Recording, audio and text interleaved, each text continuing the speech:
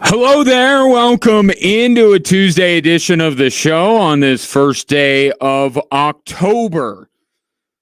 Got the playoff baseball on the TV here in the studio.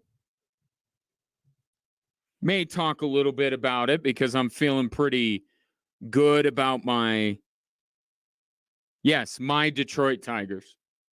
I adopted them, at least for this series. Welcome in.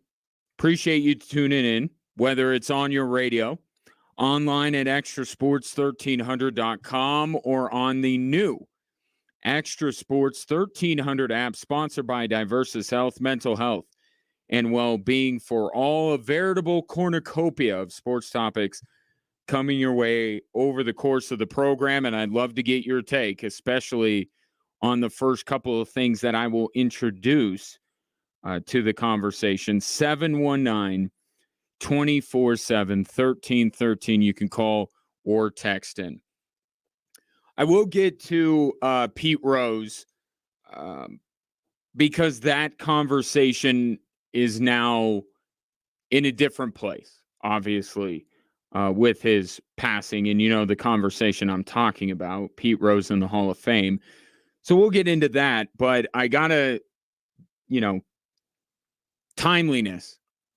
Within the last hour, it is being widely reported that the Las Vegas Raiders and their star wide receiver, Davante Adams, are heading towards a split.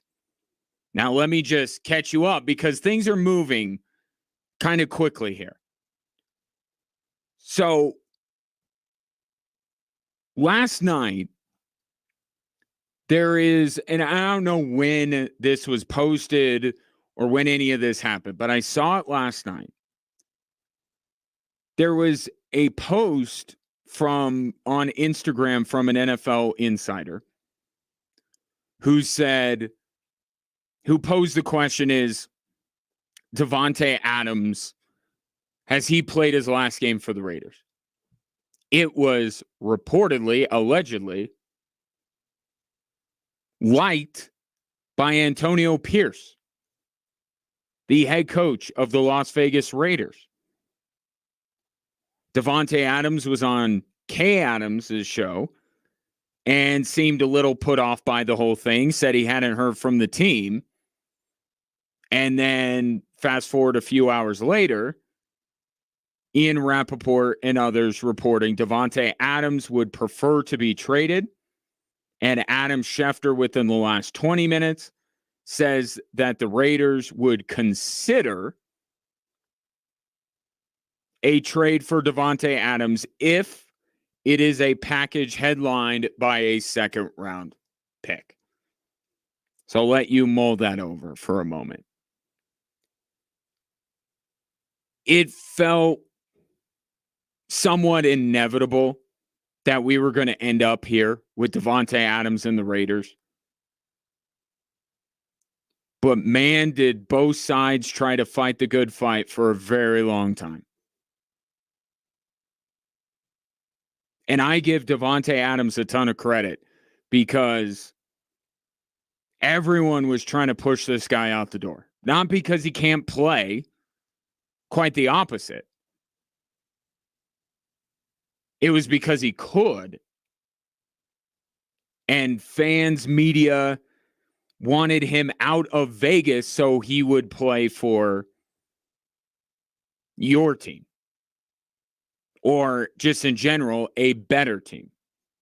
To have a talent like that seemingly wasted on the Las Vegas Raiders felt like somewhat of a football crime. And so many people were rooting. And if you want to get a complex as a Raiders fan, go right ahead because you have every right to. Everyone wanted Davante Adams off your football team. Every little tiny thing, every bad game, every episode of The Receiver, everything. Was Davante Adams leaving? Please say Davante Adams is leaving. It was the entire NFL. Al Davis would be, I don't know if he smiled at stuff like this or got mad about it, but this is straight out of Al Davis's mind, right? He always felt like the NFL was out to get him. And in today's day and age of social media, hot take shows, gosh, he would find all the ammunition he needed to believe that the NFL was against his football team. And I'm sure his son feels kind of the same way. Right? We all remember what happened with John Gruden. So Mark Davis may not be as paranoid as his father was, but certainly I think Mark Davis over the years has felt like there are a lot of entities against his football team. And with every little thing that the Raiders did or Davante Adams did, it was, is this the time? Is this the time? And to Davante Adams' credit, he wanted to play in Vegas. He wanted to play with Derek Carr. Derek Carr goes away. Oh, is Davante Adams leaving? No. Says he doesn't want to leave. He wanted to play in Vegas. The episode of The Receiver comes out where he says he's fighting for his life with the whole Jimmy Garoppolo thing. He was apparently suggested or gave the thumbs up on Jimmy Garoppolo getting benched. Well, is this him leaving? No. At every turn, Davante Adams has been a good soldier. He has towed the company line. He has reinforced his desire to play for the Raiders, even in the state that they are in. And Davante Adams deserves credit for that. But everyone has their breaking point.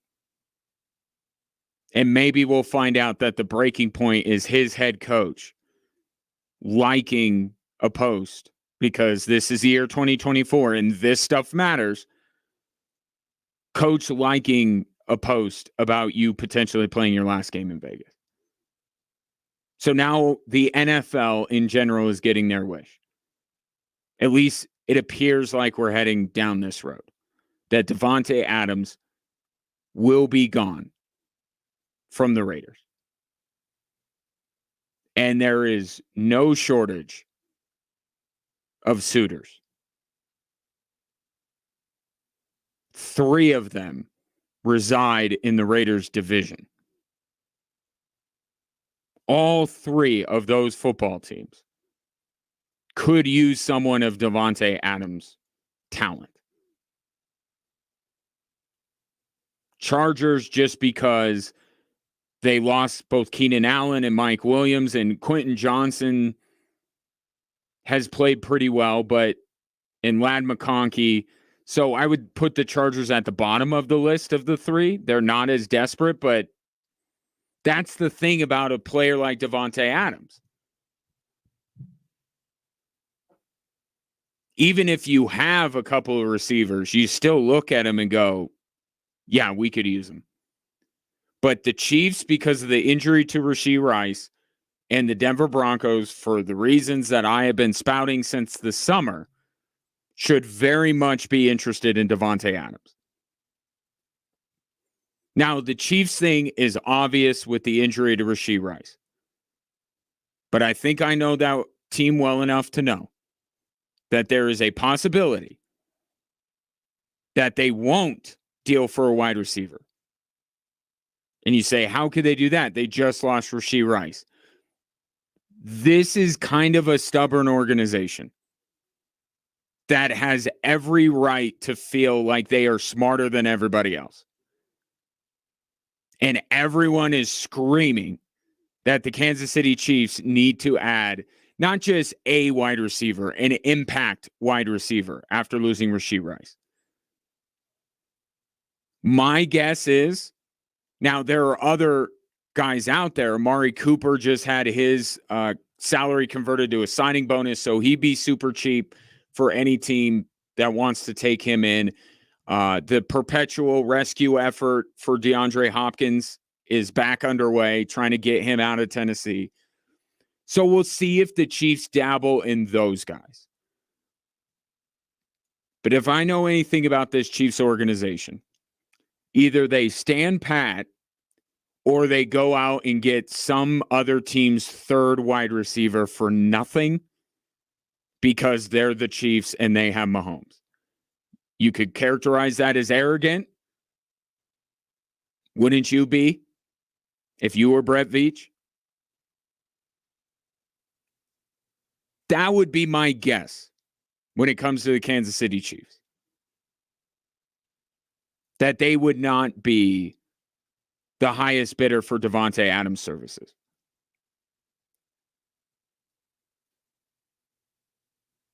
When Brandon Ayuk was going through his whole thing, I repeatedly said the Denver Broncos should be in on Brandon Ayuk because they are without a number one receiver. They don't have one.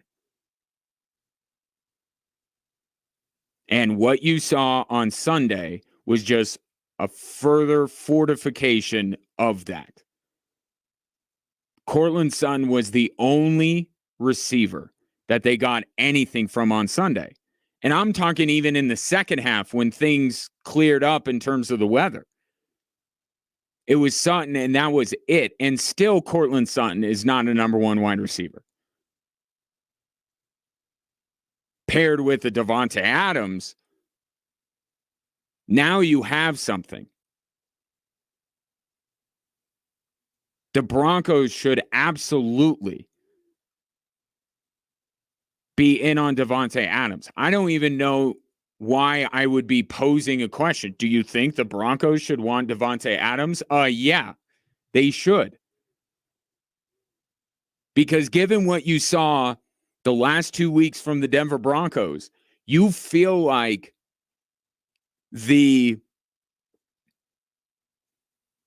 scaffolding, if you will, around Bo Nix is getting to where it needs to be, right? It's been 2 weeks since he's taken a sack. That's a credit to him, but it's also a credit to the offensive line. Javonte Williams with what you saw on Sunday. And I'm not saying you have to totally buy in to everything, but it looks more like it should than certainly it did the first couple of weeks. And it's part of what makes the game against the Raiders so fascinating is, okay, you saw some things against the Jets. Do you see it again? Especially from the run game. But if the Broncos' offensive line is right, and Javonte Williams is getting back what he lost, and you have Jaleel McLaughlin, that's really the one ingredient that's missing from the Broncos' offense to help Bo Nix develop, is a guy that when chips are down, when he needs to get a completion, he can complete a ball to wide receiver X. Davante Adams would be that. This is a natural piece of business that all teams with young quarterbacks go through.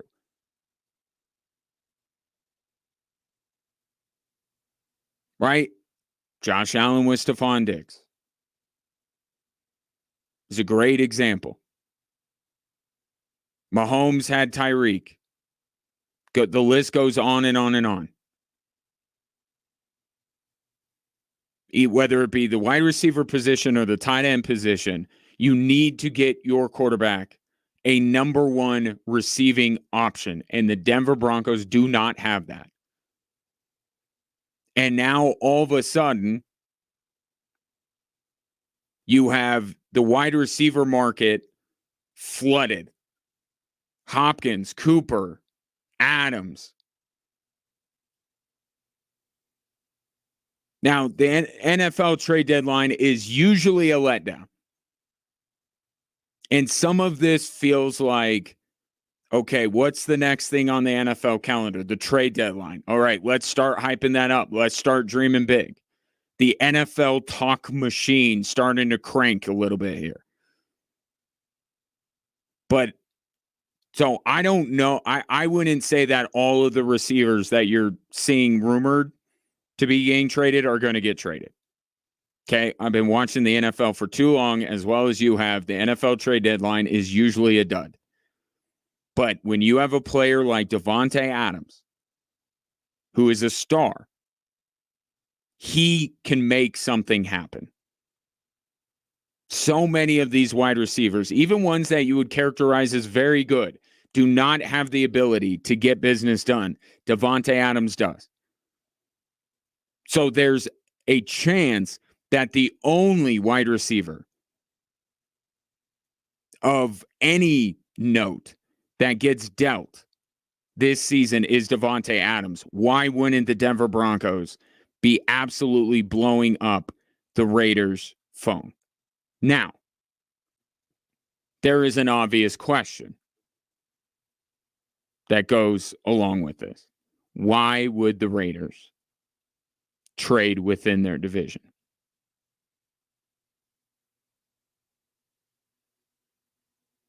Because the Broncos are the highest bidder. That'd be why. And I was like, nah, they're not going to trade. And I'm sure that the Raiders, if they can help it at all, will not deal Davante Adams inside the division.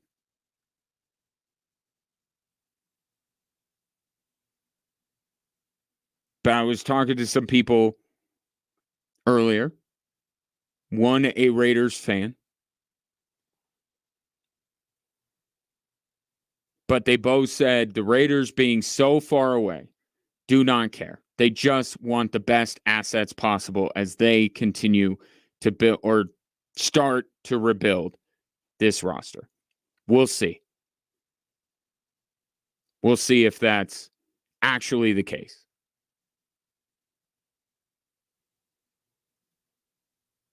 And I think there are enough teams that would be looking for a wide receiver that it would be very difficult for the Broncos or the Chiefs to be the highest bidder if they wanted to be. But that's the thing about that is it so doesn't matter right now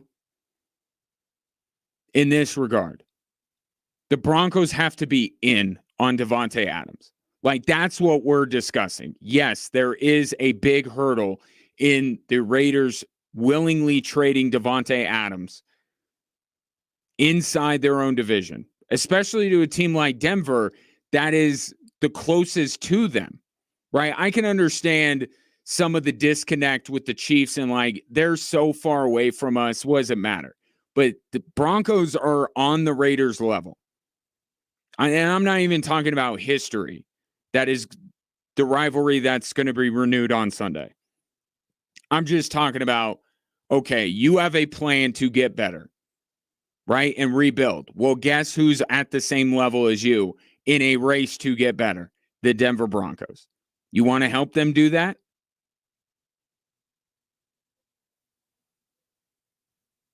You want to unequivocally make yourself the worst team in that division?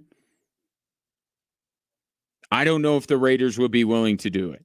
But first things first, the Broncos, you got to ask. You got to ask. You got to try. To me, it's not even a question. The thing Bo Nix is missing is Davante Adams.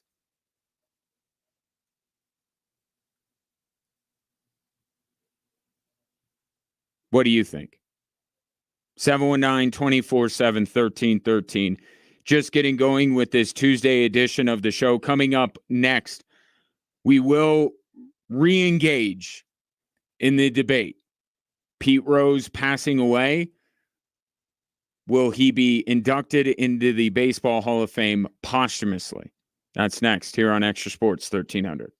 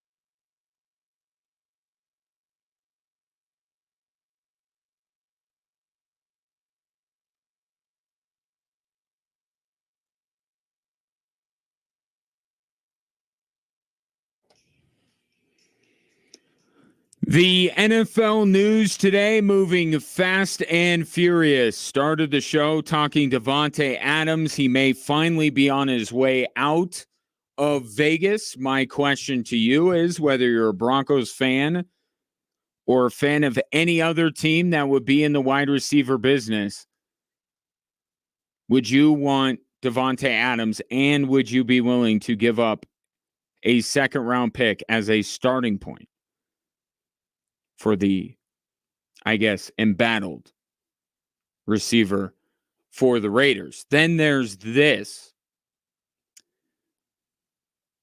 Von Miller has been suspended for 4 games for violating the league's conduct policy. If you recall, this is based around some allegations that he assaulted his pregnant girlfriend last year. Von Miller claimed that the allegations were overblown, but that's what this is stemming from. And now he's suspended for the next 4 games. It should be noted this is not the first time that Von Miller has allegedly had altercations with his, and I'm not keeping track. I don't know if this is the same woman, different women, but I remember when he was with Denver, something like this came up. But he has been suspended for 4 games.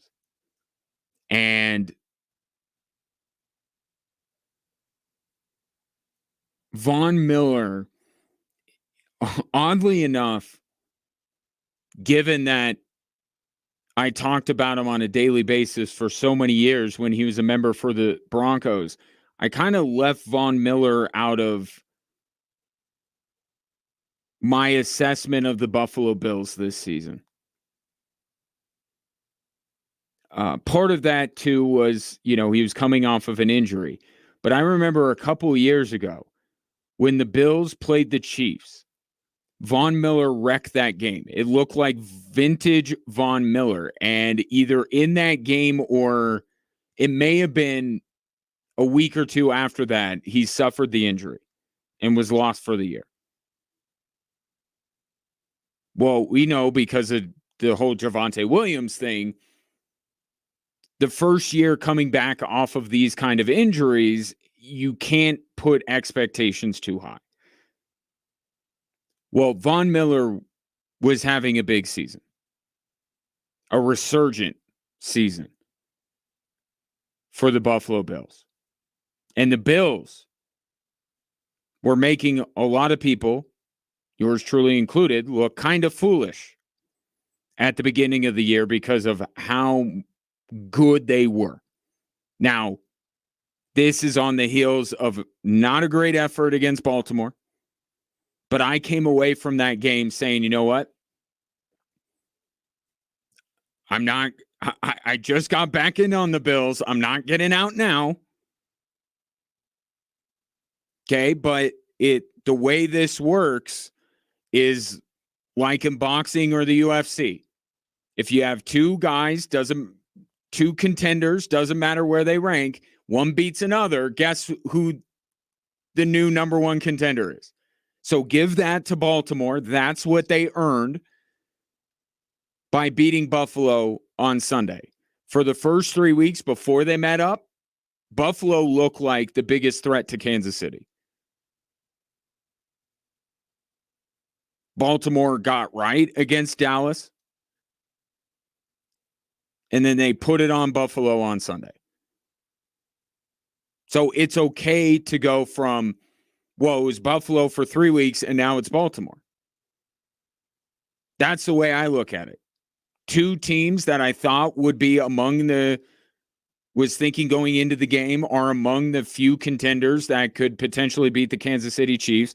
Baltimore wins easily and convincingly. Bengals are over. Give Baltimore their due. Doesn't mean that Buffalo's out.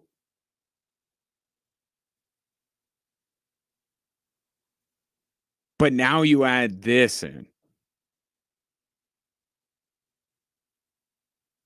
Hasn't been a good few days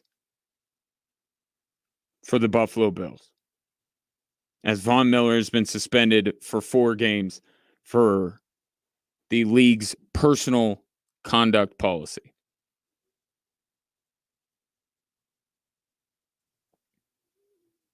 Take your thoughts on that. 719-247-1313. And if you say, well, it's 4 games, they can still get him back. Yeah. But also a lot can happen in 4 weeks. Just ask the Miami Dolphins. They're in the midst of this right now, missing a key contributor. And things aren't great. Doesn't mean they can't come out of it, but right now it's a little rough. So maybe the next month for the Buffalo Bills, starting with that Baltimore game, will not be great. It's possible. Well, take your thoughts. 719-247-1313. Speaking of, Tom, on the Davante Adams thing, why would I want Davante Adams on my team? Always unhappy everywhere he goes. Typical modern-day wide receiver. Goes from team to team and it's never their fault that their team sucks. Reminds me of Stephon Diggs. It won't work out at his next stop. I actually give Davante Adams credit. I don't think he has conducted himself in that manner. In fact, I think he's at every turn pledged his loyalty to the Raiders. He clearly has reached a breaking point. And when you look at the Las Vegas Raiders, you can kind of understand. Like Stephon Diggs, it was just that he wasn't getting the ball. Bills were winning. Right? Like, and he still wanted out. He was still a malcontent, even though the Buffalo Bills were competing for Super Bowls. And Josh Allen was finding him. Right? So it's not like Stephon Diggs was ignored in the Buffalo offense. I would say making that comparison is a little too strong. Davante Adams is in a losing situation with Gardner Minshew, preceded by Aiden O'Connell, preceded by Jimmy Garoppolo. Little bit easier to understand why Davante Adams is a little bit grumpy compared to a Stephon Diggs. But you are right when it comes to wide receivers. Just in general, they're divas. This is not new.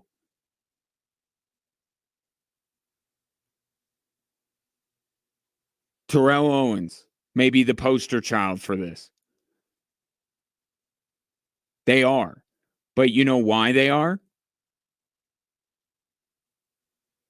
Because teams want them. They're desirable. And Davante Adams is going to be desired by no shortage of teams. Denver, Kansas City, Pittsburgh,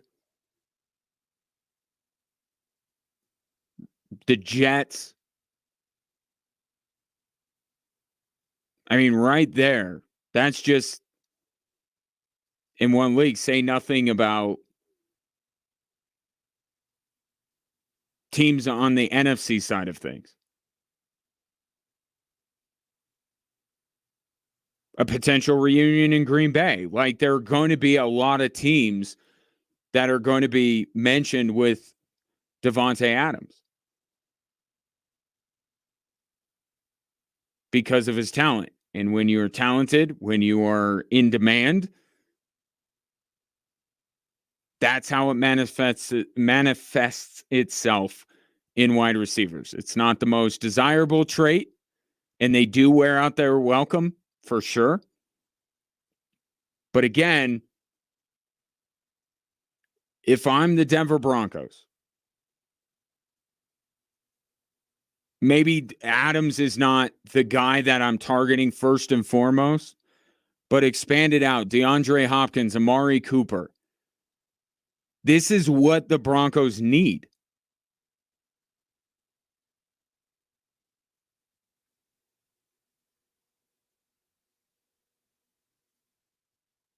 Devontae Adams just happens to be the best of the bunch that is right now rumored to be at least available. 719-247-1313. Continuing on. Good conversation. Keep it coming here on Extra Sports 1300.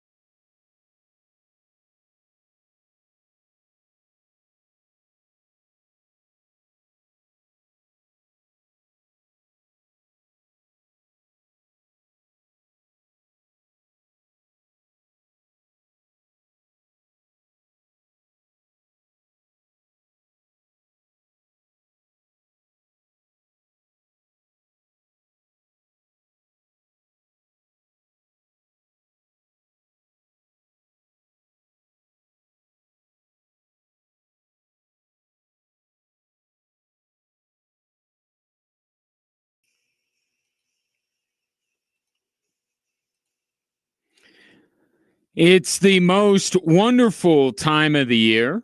Fall, of course. What else do you think I was talking about? And we want to help you make the most of this season with the $1,000 fall fund. We'll pick 5 winners to each take home $1,000 to spend on whatever your idea of fun is this fall. Head to extrasports1300.com to enter for your chance to win the $1,000 fall fund sponsored locally by Hope Online Learning Academy. I said that last week that I am looking at these Major League Baseball playoffs like I look at March Madness. I may not know as much about these teams as I may know about NFL teams or NBA teams or NHL teams. I know enough. Do a little bit more research, but I'm watching expecting chaos. Because last year was incredibly disappointing to get such a sham of a World Series. But that is the system that is in place. It creates chaos. So if you expect chaos and you get chaos, not disappointed. And the chaos can still surprise you because a team that you don't think is going to win, it wins. In what I would describe as the 5-12 matchup in these MLB playoffs, the Detroit Tigers have knocked off the Houston Astros 3-1. I label it the 5-12 matchup because I think it has a really good chance of being an upset. And I'm halfway there. And it's because of Tarek Skubal why I thought Astros might be vulnerable here. When you're in a 3-game series and you have arguably the best pitcher in the American League for one of those games,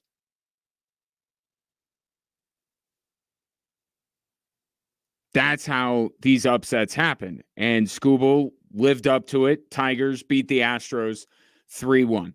In another game, Kansas City, lower seed, beating the Baltimore Orioles right now 1-0. Same thing there. The Kansas City Royals have an outstanding starting pitching rotation, and that is what wins in October, especially in a short series. So that's where we stand. Mets, Brewers, scoreless early on as the MLB playoffs begin. Yesterday, I ended the show talking about Dikembe Mutombo, who passed away yesterday. And no sooner did I end the show and turn to my left, I saw my email, and I immediately got an email coming in that Pete Rose had passed away. And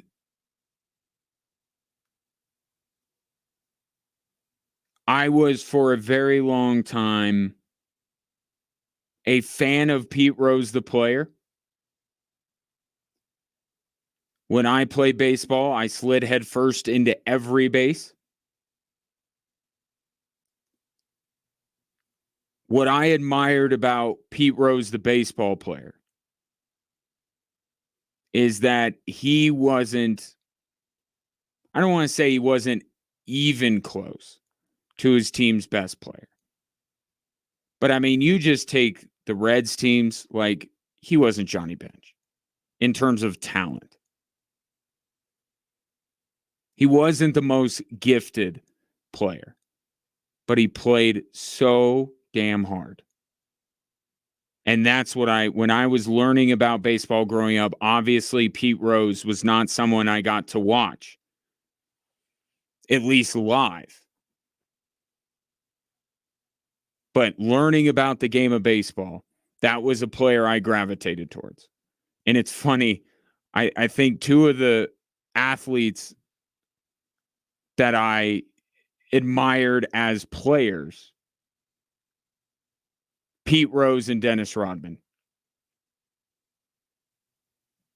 Yeah, they're not maybe the most upstanding of people, but the link there is doing the dirty work,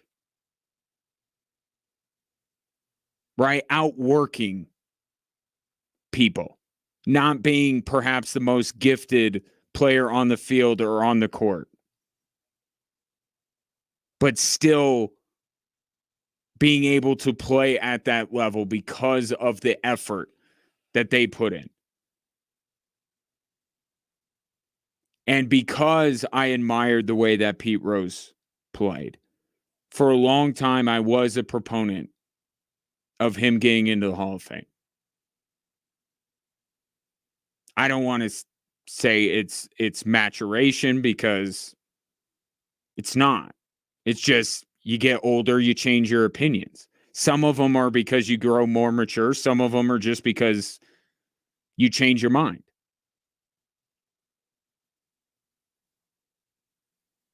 I have never been at all costs, Pete Rose has to be kept out of the Hall of Fame. I've never been there. But I feel like I've moved from a proponent when I was younger, and I would get into some arguments with my father over it. And then I became, I don't know if agnostic is the right word, but if he goes in, so be it. But I'm not going to be somebody who sits here and says it's a baseball crime and it's a sham and it's a farce that Pete Rose isn't in the Hall of Fame. You look at the course of baseball history, they are very loose with their morals and their rules. They had one. You know what the one is. They had the one rule. He broke it. So as I got older, I said, I'm not going to be a staunch supporter of him getting into the Hall of Fame. But if baseball feels like, you know what, it's been long enough, and the voters vote him in,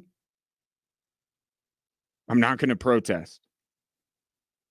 Because that guy's resume is worthy of Hall of Fame induction.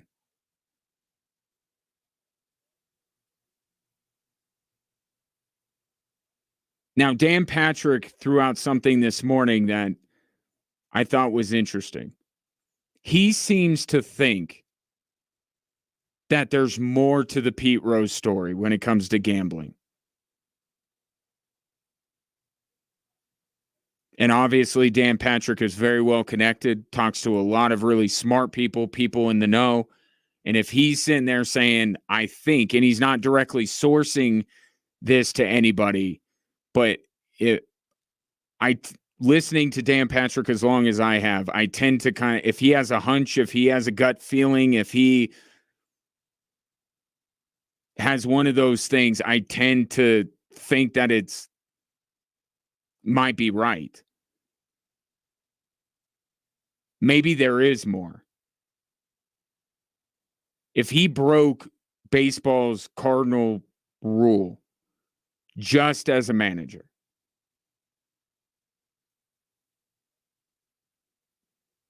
wouldn't you think that at some point they would have lifted the ban? I mean, Rob Manfred has certainly shown that baseball tradition and, you know, the integrity of the game with the Houston Astros, he could go either way on it, right? He's changed so many rules in baseball, some for the better, but some for the worse. But it's just it's Rob Manfred showing the old ways of doing things are not necessarily the right ways, in his opinion. Him doing virtually nothing to anyone's level of satisfaction when it came to the Houston Astros. He called the World Series trophy a piece of metal, all that kind of stuff. You know the story. You would think that if it was just, hey, as a manager, he bet on baseball, you would think the ban would have been lifted sooner, judging by some of the other things that Rob Manfred has done. Maybe it is. Maybe that's all there is. But I found it interesting that Dan Patrick was talking about that this morning and maybe theorizing that the gambling went back further. If you understand what I'm saying as a player. But we don't know. Right? There's no proof of that. I just found Dan Patrick bringing that up this morning interesting. But here's what I wonder when it comes to Pete Rose. Because it would be a posthumous induction. You know, when somebody passes away, any grudge, any ill feelings towards somebody tend to be let go of to a degree. And I'm not like, I'm just talking, especially in this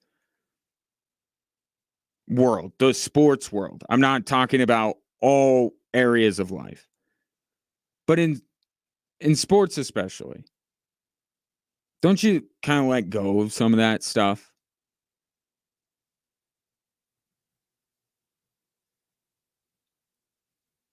I wonder if now will be the time that he gets posthumously inducted into the Hall of Fame. Like obviously there's no need for a ban anymore. So that was, I kind of felt like maybe that was part of it. Like they banned him from baseball and they won't let him in the Hall of Fame. And now I wonder if with Pete Rose's passing, that will bring baseball collectively to the table and say, okay, let's honor it, much the same way that I've talked about Barry Bonds and some of these steroid users. Like, you can say something about the bad while acknowledging the good. And Pete Rose, as a player, has the credentials to be Hall of Fame worthy. And there is somewhat a hole in the story of baseball with him not being in there. Now, if baseball decides ultimately they'll never put him in, so be it. This is not a pro Pete Rose, anti Pete Rose train of thought I have here. It's just me openly wondering if posthumously an induction into Cooperstown is coming.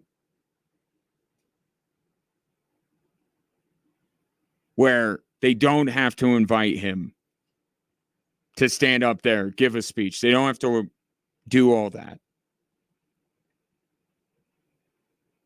They can just acknowledge him as part of the ceremony when the other players in that class get up, make their speeches. You make a bigger deal about them, but you honor Pete Rose. You keep it very player-centric.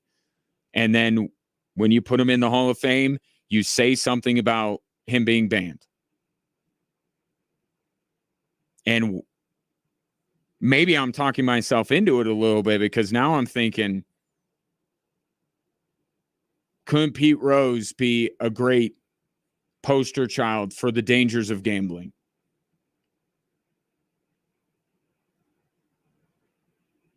You know, if you want to say, you know, gambling cost him, I don't know if they would, because the hypocrisy, or what people think is the hypocrisy that they point out, is the fact that now baseball is very in deep with sports books and gambling. And that's why I don't really, that advertising is for you. It's not for the players or the manager. They're not advertising FanDuel to the managers in this Royals-Orioles game. So I've always separated the two. I don't look at it as the hypocrisy that other people do.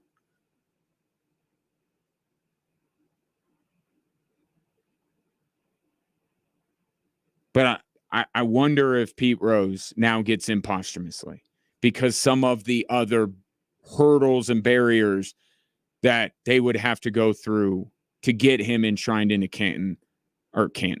Cooperstown are now gone. But as a ball player, a guy that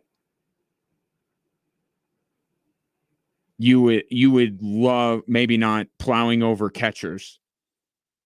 Times have changed in that regard, but Charlie Hustle, yeah, you would love your son or your daughter to play their favorite sport as hard as Pete Rose played baseball, as hard as he worked to make himself the all-time hit king.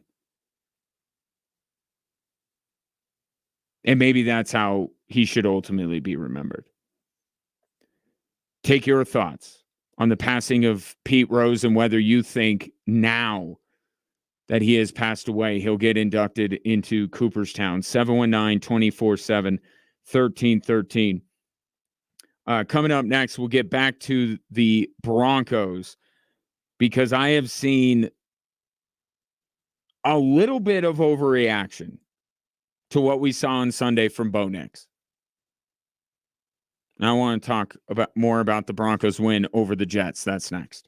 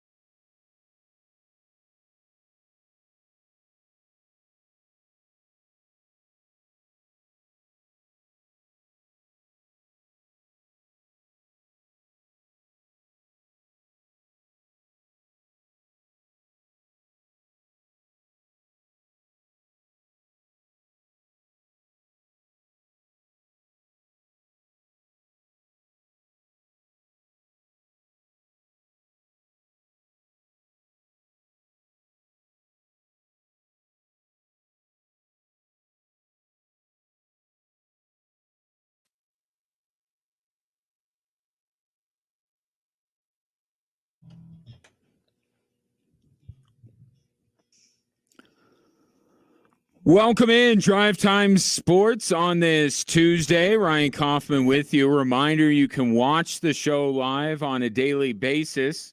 Granted that you follow us on at least one social media platform. whether it be Facebook, Instagram, X, or YouTube. The handle, the same on every platform, at XTRA Sports 1300.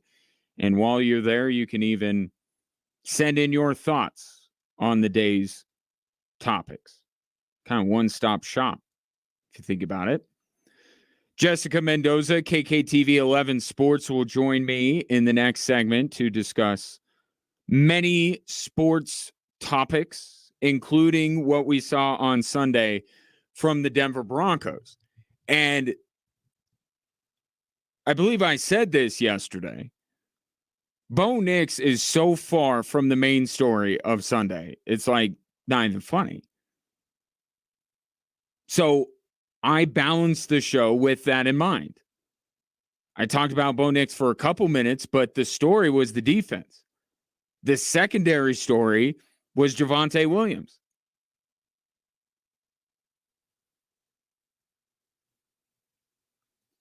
But obviously, Bo Nix looms so large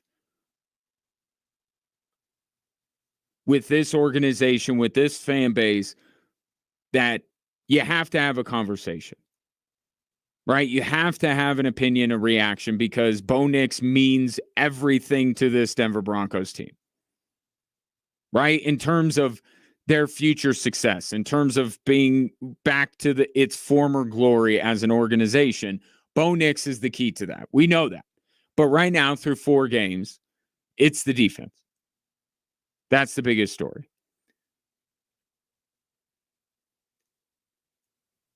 You know, developing a young quarterback is like developing a young child. It really is. And as a parent of 2, I see some similarities. And I would say that one of the things I've learned from raising 2 children is that you don't get so hung up on every little thing in terms of their development.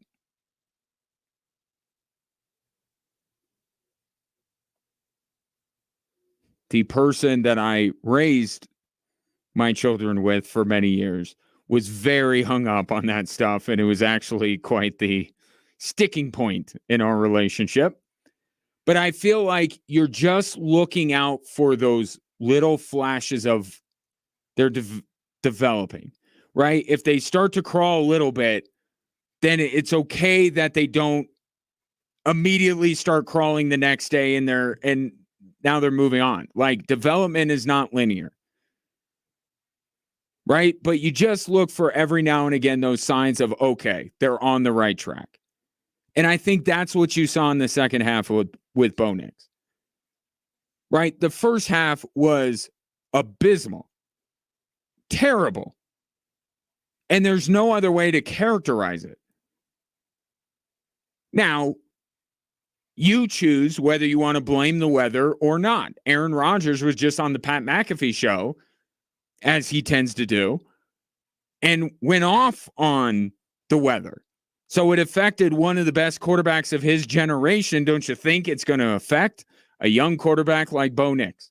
Now, I will say that the constant looking at his hands was a little much. It reminds me of you play pickup basketball and like your shot is off and then you like look at your hands like, oh gosh, if I just could get the right grip. It was getting to be a bit too much. It's like, we get it. Your hands are wet. Find the hand warmer, do what you can. There was a little too much of a public display of Bo Nix trying to dry his hands. But the rain was a major factor in the first half of Sunday's game for both teams. It's not an act like Aaron Rodgers came through it perfectly and Bo Nix was terrible. They were both pretty bad in that first half. But in the second half, when the weather lined up a little bit and the Broncos needed him to come through, Bo Nix came through. The throw on 3rd and 11 was a great throw, a clutch throw. And yes, he nearly threw Courtland Sutton out of the back of the end zone. Wasn't his best pass, but it was a touchdown nonetheless. And that's kind of what Courtland Sutton does well, right? The red zone. So I thought you got enough out of Bo Nix in that second half to say, all right, still on track here. Still seeing something that I can feel good about. So I don't understand why people get fixated on Bo Nix's first half.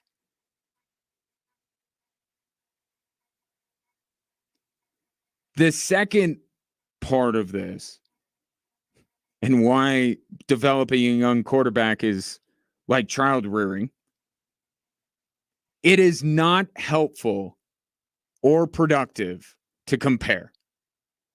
And parents have the most difficult time doing this. You go to your kid's school, you go to the park, and it's my Bobby's walking. Well, my Jimmy is the same age. Why isn't like, right? And we've all done that at one point or another as a parent, right? We have compared our child's development to other people's. It's not productive. Again, development is not linear. Everybody is different. Some are late bloomers. Others are, shall we say, more Jaden Daniels-like. What's going on in Washington is amazing. It's amazing what Jaden Daniels is doing through the first month of his professional career. He's doing things that other quarterbacks, not even rookies, have ever done. His completion percentage is unheard of for someone 4 games into a season. But Jaden Daniels is a Heisman Trophy winner. He was always going to be better than Bo Nix. And it's not a shock that he's developing faster than Bo Nix. But that's not to say that Bo Nix is way behind. You could compare it on the other end and say that Bo Nix has had a better start to his career than Caleb Williams, who we all thought was a gifted child. But it's not productive either way. So I see people like, wow, Jaden Daniels is doing all this, and Bo Nix is shot putting the football up the field against the Jets. That's not productive. Nor is it productive to compare Bo Nix. I saw this on social media, comparing him to what he did against the Jets versus what CJ Stroud did against the Jets last year. Stop. Bo Nix is not going to be CJ Stroud.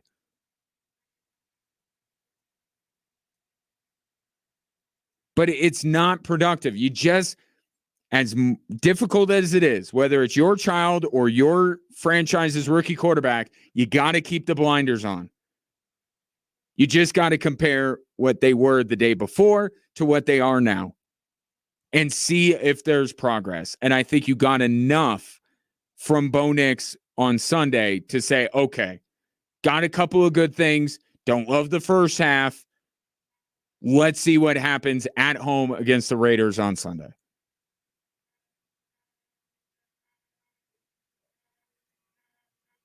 But the most important thing I've found, and please do not misunderstand me, there have been many, many human beings who have raised their children infinitely better than I have.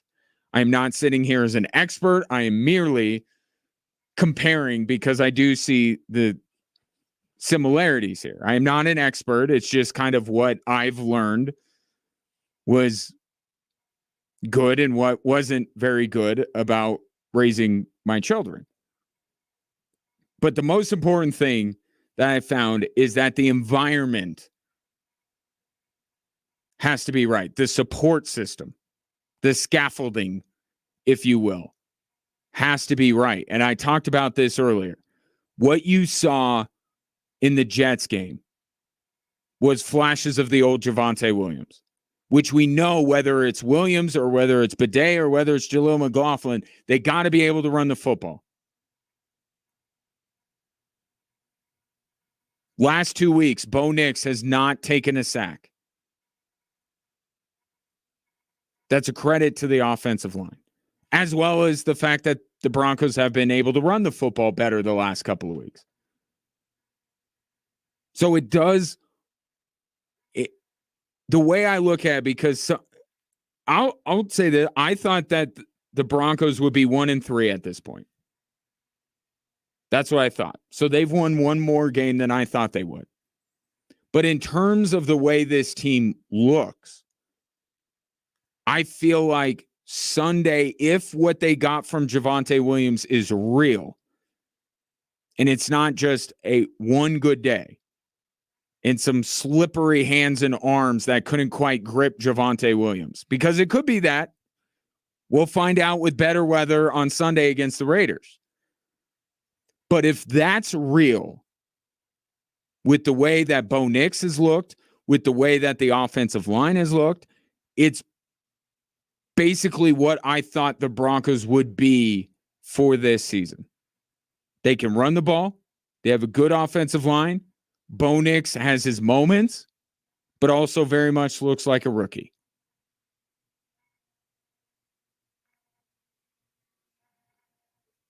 So in a way, Sunday was almost, or maybe this Sunday is almost starting over. Like the first 4 games, it's a wash. Experimenting, trying to figure some different things out. Now we go. They've lost nothing. They're actually in a pretty decent spot after 4 weeks. Now we see what the Broncos do from here on out. That's kind of the way I feel about the Denver Broncos season after these 4 games. They've gotten to where they needed to be. Ideally, they would have been there against Seattle. That wasn't the case. But they're here now. So where do they go? That's what we're going to find out starting on Sunday. The one thing that the Broncos do not have that is proven to be key in the development of young quarterbacks is a number 1 wide receiver or tight end. Either way, pass catcher. Davante Adams is reportedly looking to get traded. The Raiders would consider a trade for Davante Adams if the team calling them would start with an offer of a second-round pick. That can't be all. There's got to be more to it. But if that's the big prize in the trade for going back to the Raiders, they would consider trading Davante Adams. You've had Amari Cooper's salary get converted into a bonus. What does that mean? He is super cheap for any team that acquires him via trade. And he would be a free agent after this season is over. Asking price probably less than Davante Adams. What's the situation? Tennessee's coming off of win last night. I don't know how bullish they feel about their chances moving forward. Could DeAndre Hopkins be back in the mix? But if there is actually going to be a wide receiver market, the Broncos must be involved in it. And you might as well aim high. Raiders are going to be in town this weekend. George Payton might as well take the Raiders GM out for dinner. Take him to Shanny's. Sit down with them.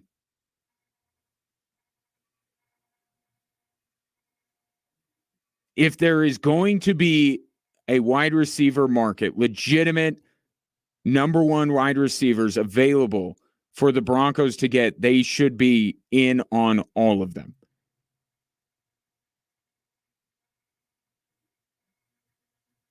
Because that's the thing after the Jets game that I still think they're missing.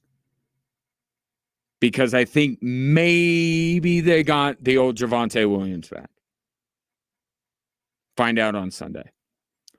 719-247-1313. Take your thoughts. If you didn't have a chance to get in yesterday on the Broncos win over the Jets, I would welcome you. Or the Buffs. I'll talk about them coming up in a little bit. In the immediate future, Jessica Mendoza, KKTV 11 Sports, to talk Broncos next.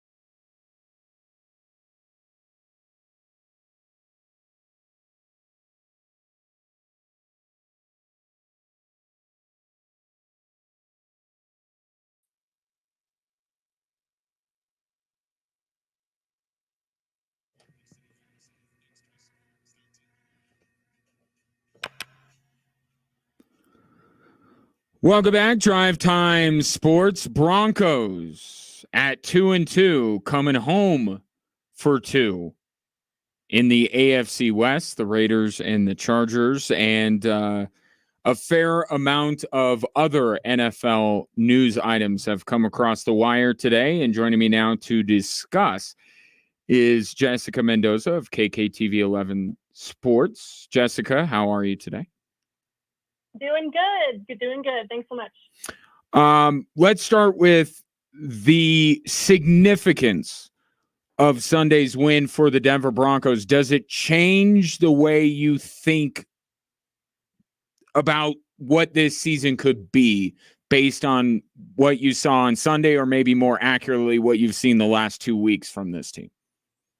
I think the biggest thing that win changes for me is I am done doubting this defense. I know I came on your show almost a week ago now saying that, losing Alex Singleton was a huge loss, and that made me a little bit concerned about, what the defense would look like moving forward. But as you so eloquently said on my show last night, you could, throw in any guy to this defense at this point, and they're going to continue getting to the quarterback. They're getting that pressure, shutting quarterbacks down, shutting down the run game, things that, were really inconsistent last season. I'm feeling really confident in after 4 weeks right now. So that was the biggest, confidence builder for me in terms of what I saw in New Jersey on Sunday.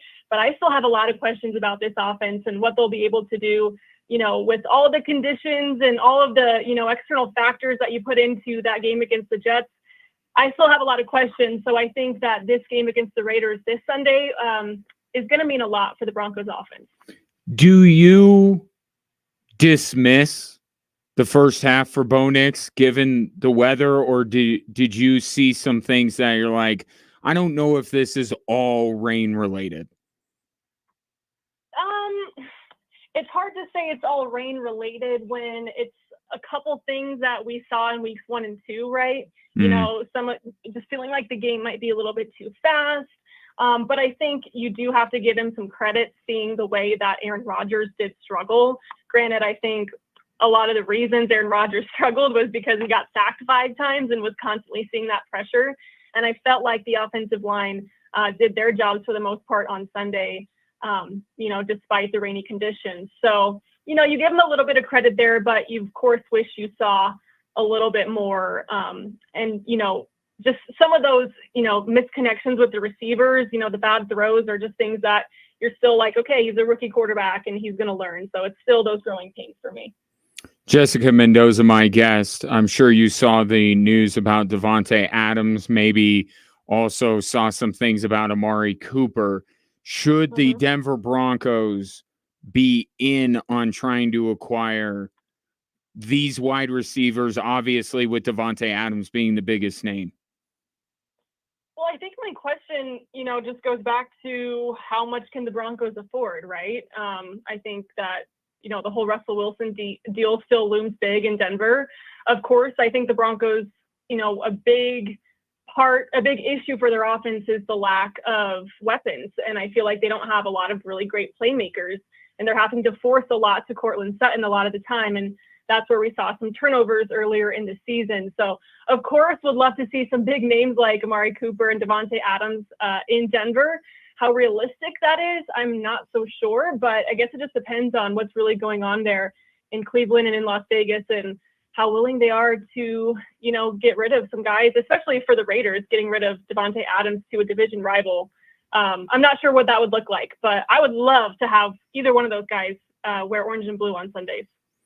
At least we know that if it's the Broncos, Davante Adams will probably not be dealt between now and Sunday. They may wait for after Sunday's game. Speaking of, very important question that I want to ask you. These uniforms that they are going to debut on Sunday, true or false, they are the best uniforms in the NFL? Oh, best in the NFL. I think they are. I'm like running through some others in my head, but just the color combination with that old blue and the bright orange, and just the way that they were able to put them together. I guess if you had a picture in front of you and you're just looking at, the stripes bringing back, that old football look, right? It just brings back that nostalgia. I think it all is perfect. So yeah, I'll go with true on that one. I think they might be true, and I'm not a Broncos fan. So like that, I think they're phenomenal. But here's the thing about throwbacks. Everybody wants that. Everybody's going to say it all this week, and I'm sure they're in your mentions talking about everybody wants this to be their normal thing. You do that, and they won't be as cool. I'm telling you, they won't be. You know this, right? No, I completely agree. Yeah. I think it would be a little bit odd to make that like one of their primary uniform combos. I think like exactly what you're saying. It's more special when they only come out once or twice a year. So, I understand that call from the fan base, but, go buy yourself one, put it on every Sunday. But I think it's special the way that they're doing it right now. Jessica Mendoza, my guest. Speaking of that Raiders game in those amazing uniforms, what would you put at the top of your wish list for the Denver Broncos based on everything you just said about what you observed in the Jets game? What are you most looking forward to on Sunday when it comes to the Broncos? Yeah, I would say my biggest wish is to see Javonte Williams looking like old Javonte Williams once again. I think we saw a good hint of that last week, but I fear that it might be inconsistent. And so my wish is that, he's back, he's fully healthy, he's himself again, and he'll rush for more than 70 yards again. I think especially with Bidet getting hurt, it'll be really important to be able to rely on Javonte Williams, having a rookie quarterback. Like we talked about, 3-4 weeks ago, you can't ask too much of Bo Nix. So to have that running game is so essential for the Broncos to have success this season. I love Jaleel. I think he has that explosive ability, but for Javonte to be consistent, I think will be the most important thing for the Broncos. It's still football, but it's not Broncos related. Let me ask you, and I'm not doing this to, get you in trouble with any of your Fort Collins buddies, but after what you saw on Saturday with the Colorado Buffaloes, are you buying them? Are you believing a little bit in them, given what they did against UCF?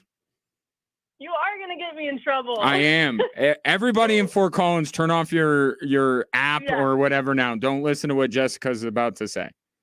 Okay, we're good now. No. Go ahead. No, I fully believe in the Buffs. I think what we saw already matching their win total from last season, already getting to a 4-1 start for just the 5th time in, I think it's 23 seasons. It was just a complete game that we saw against UCF. They were dominant in all 3 phases, and all the things that we were worried about after, week 1, where we were saying like, yeah, it was, a good win, but the things that we were worried about last season, those are still here. Well, I believe their offensive line looks better. Their running game has made huge steps in the right direction. And just to go out and beat a UCF team that was favored by 14 and was averaging 375 rushing yards a game, and the Buffs were able to hold them to 177.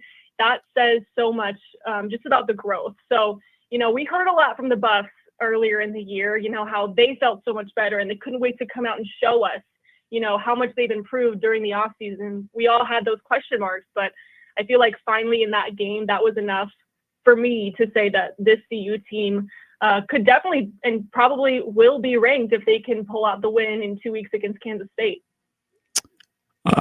And just to piggyback off of what Jessica said, I know this about her. The next time the Rams meet the Buffs, she wishes that the Buffs lose by $1 billion. So don't worry, we saved it. We saved you.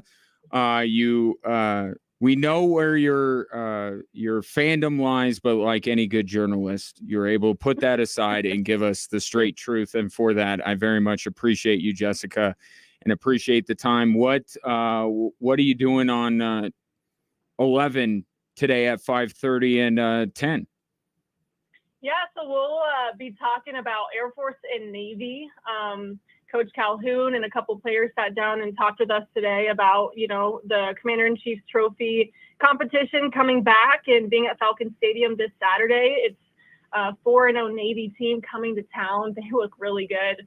But, the players talking about, we might not be off to the start of the season that we wanted, but that's still up in the air. The trophy is still there for them. And that was the number one goal that they made for themselves during fall camp, was to bring the trophy back. So we'll be talking a lot about that today on KKTV.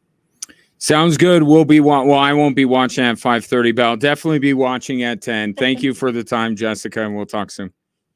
Thanks, Ryan. You bet. That is Jessica Mendoza, KKTV 11 Sports, joining me here on Drive Time Sports Catcher 5:30 and 10 weeknights, unless it's Corey. But either way, KKTV 11. I do want to talk a little college football, including Air Force and including Colorado. So we'll do that next. And also, if that doesn't whet your appetite enough, how would you like to go to watch Air Force take on Navy on Saturday? Your chance to win tickets to Saturday's game next.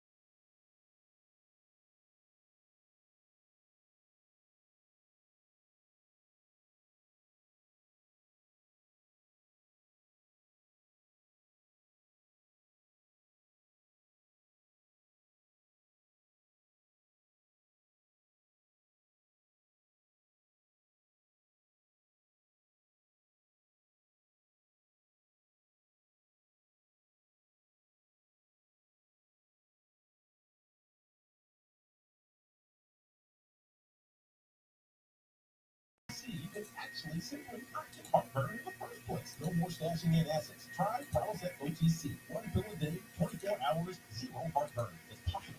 Prilosec OTC. Use this method for 14 days.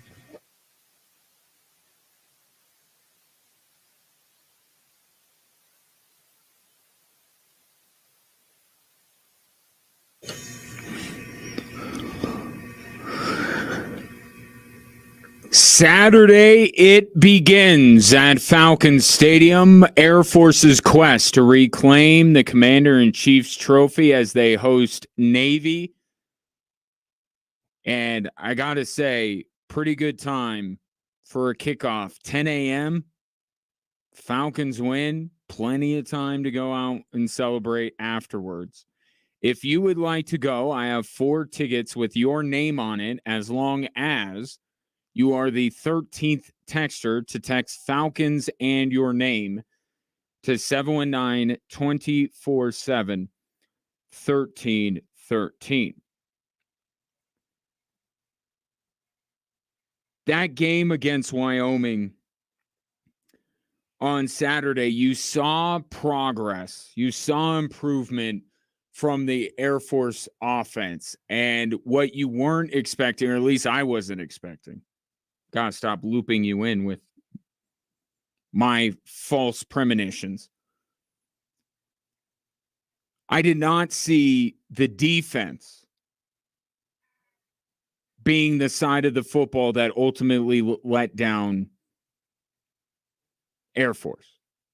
And it feels like, even though it's been mostly the offense that has struggled, it does feel like Saturday's result kind of fits with the season.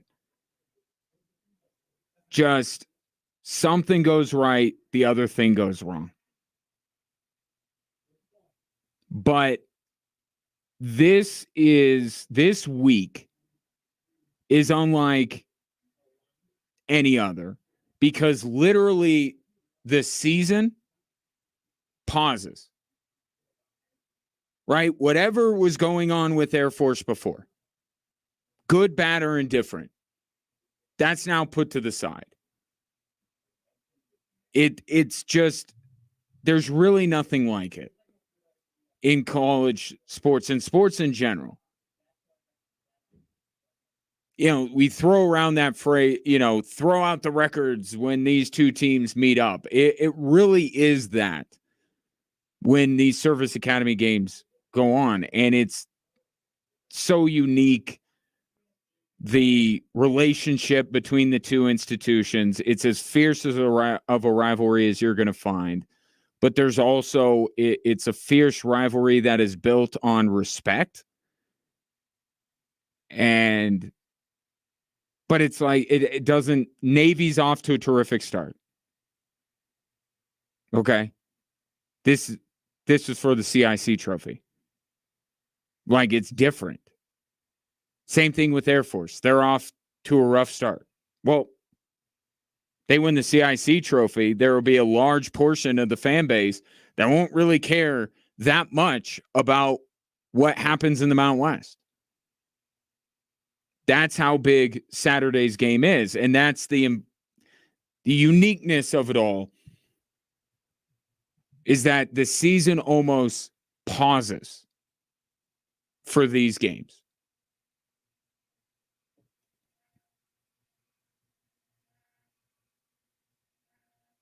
They know each other. They know what they want to do.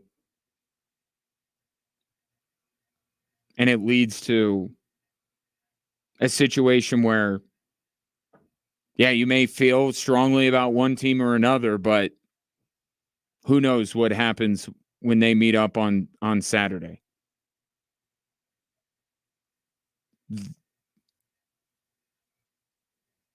It really would save their season to win the Commander-in-Chief's trophy. I think the Wyoming game could change the outlook on the year, and I think there's a difference, right? Because they could beat Wyoming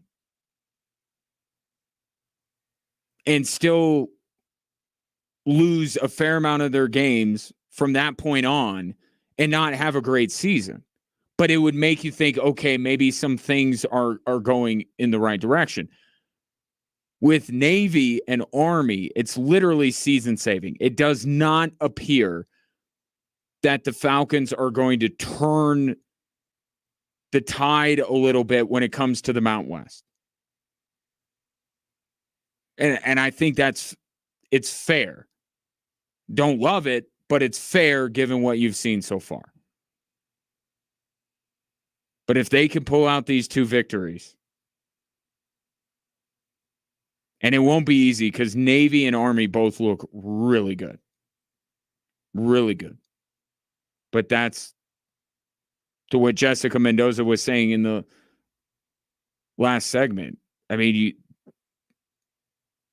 the vibe around this team is whatever happened before, it doesn't matter. It doesn't matter because this is about the CIC trophy. So we'll see how it plays out on Saturday. Meanwhile, the Colorado Buffaloes, and I asked Jessica about her take on the Buffs, and I think a lot of people are where she is. And I said as much. It changes the perspective you have on this team.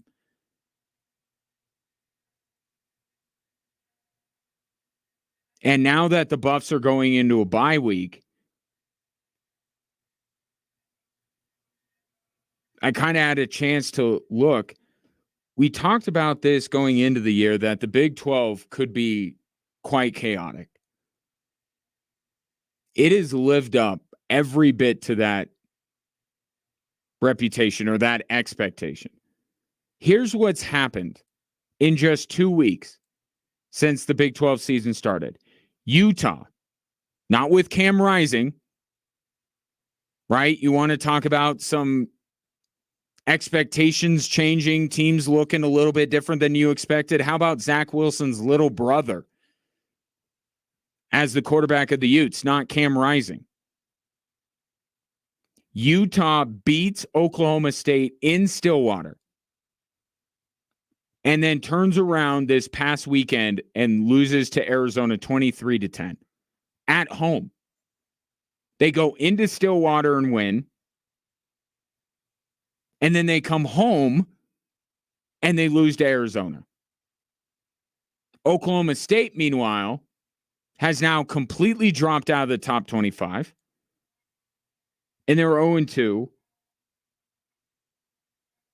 to start conference play. And they were picked third in the preseason poll. Kansas State loses to BYU 38-9. They get absolutely boat raced. They turn around, beat Oklahoma State by 22 on Saturday. Kansas got 5 first-place votes in the preseason poll. They're 1-4 and 0-2 in conference play.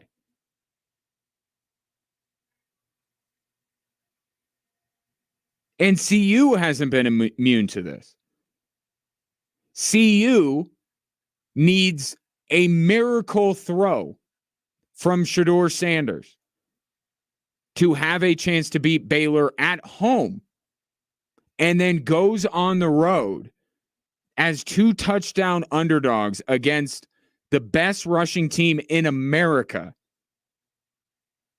and they smack them around in Orlando and put together, as Jessica put it, a complete performance. The Big 12 through just 2 weeks is absolutely drunk. What is going on? Do we have any grip on how good any of these teams are? Kansas has fallen off a cliff. Oklahoma State, same way. Kansas State can't be relied on from 1 week to the next. The one thing that we thought we were going to get, Cam Rising leading the Utes, nope. Zach Wilson's little brother. I will learn his name at some point. And then CU. It takes every bit of Shedeur and Travis Hunter magic to beat Baylor at home and then absolutely stomp UCF, who is unbeaten going into the game. So what's UCF? What's CU? What's Kansas? What's Kansas State? What's Oklahoma State? I don't know. You had an expectation of what this would look like when you were laying it out for the Colorado Buffaloes, right? This one looks difficult, but this one could be a swing game. Maybe they get it. Maybe they don't. All that's out the window. Their most difficult game now looks like Arizona. They get Oklahoma State at home. They get Zach Wilson's little brother at home. Kansas isn't any good. Now Arizona looks great. We thought losing Jed Fish would cripple them.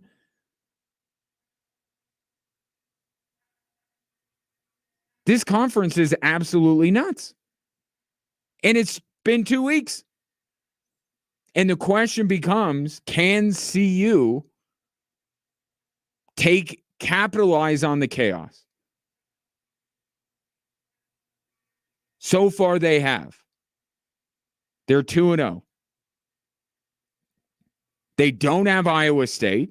They don't have BYU, who along with CU have been two of the more impressive teams to start Big 12 play. They don't have them on their schedule. Big 12 looks almost nothing like I expected it to. Just 2 weeks in. And I don't expect the chaos to all of a sudden stop. CU's got a bye week to prepare for Kansas State.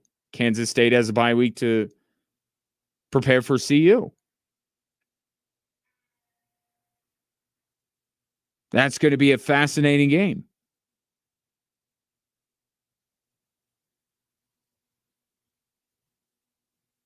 But CU is looking, dare I say, more dependable than a lot of the teams that were picked ahead of them in the Big 12 preseason poll. Can they rise above the chaos? Can they take advantage of it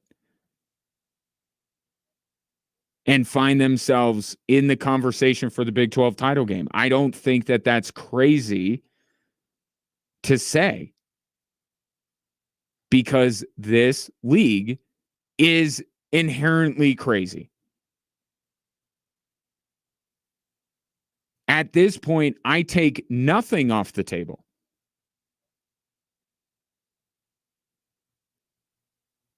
I think it might be equally as likely that the Colorado Buffaloes end up in the Big 12 title game as they are to lose every game from here on out. But that's every team. I don't know what to make of any of these guys. I think Texas Tech looks pretty good.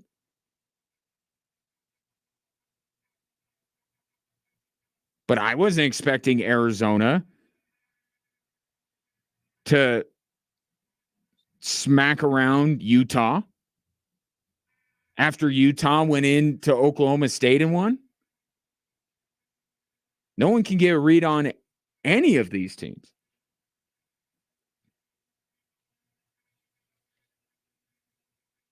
We knew it would be chaotic.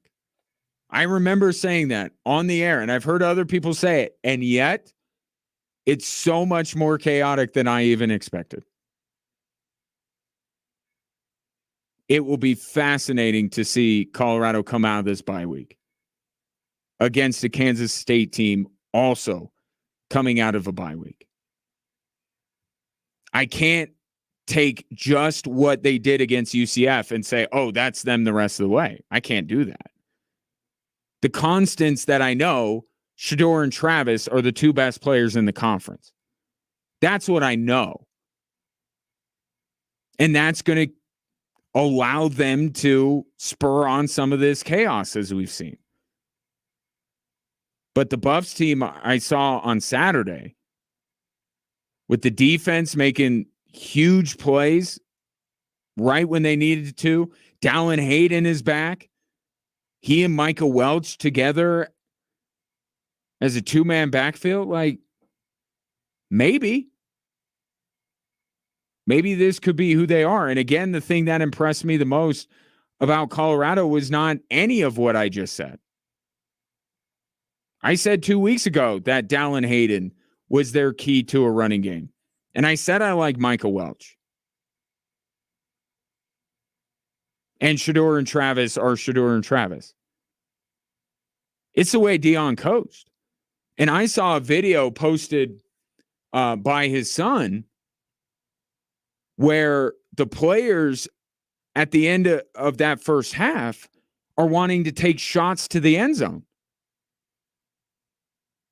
Right? They got the field goal from Mata. Then UCF inexplicably tries to throw the ball instead of just running out the rest of the clock. CU gets the ball back. And on the sideline, and this is what I was talking about yesterday, and then I saw the video last night that reinforced my belief, Deion might delegate a lot, but that doesn't mean he doesn't set the tone. That doesn't mean he doesn't have a say in things. The players are on the sideline saying, let's take a shot. And Pat Shurmur's looking at Deion Sanders, and Deion Sanders is like, let's complete a pass 10, 12 yards down the field, and let's set ourselves up for a field goal. And I thought that they handled the end of that first half perfectly.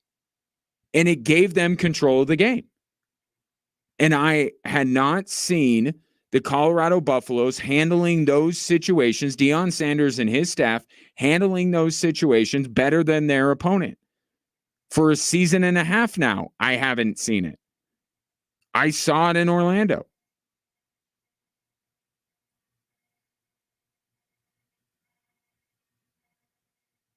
The biggest story coming out of the UCF win is Deion. It's not Shedeur. It's not Travis. It's not Dallin Hayden. It's not BJ Green. It's Deion Sanders coaching a great game along with his team playing one.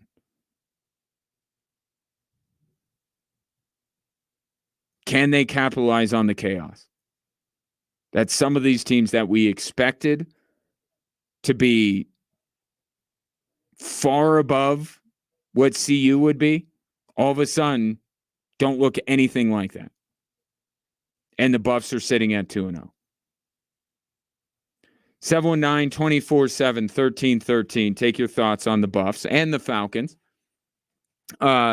Speaking of Saturday's game at Falcon Stadium, I can already tell you, and I did this last week with CU and UCF. What did I say?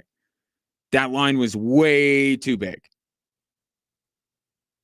For the Buffs to be 2 touchdown dogs with Shedeur Sanders, no. I'm going to press my luck. Here's another one. Navy is favored by 10. I'm back in Air Force. That's a big spread for a Service Academy game.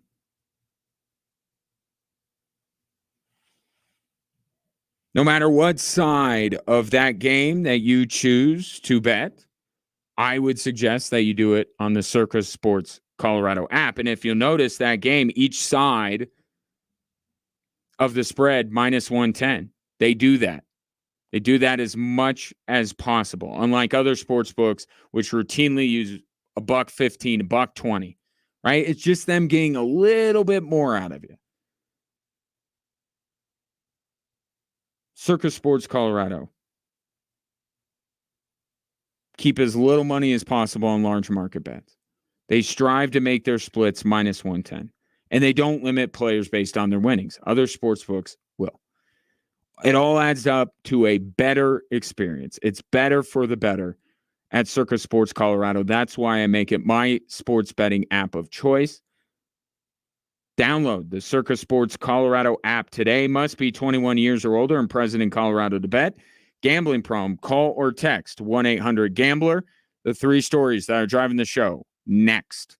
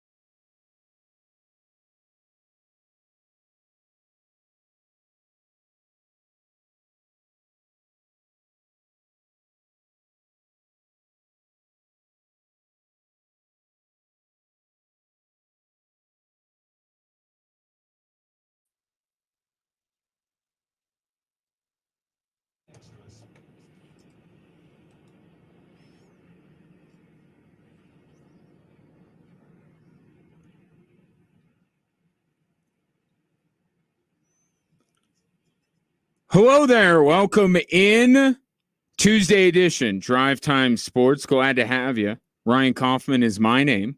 What's yours? 719-247-1313 if you'd like to interact with the show. Appreciate you tuning in, whether you interact or not.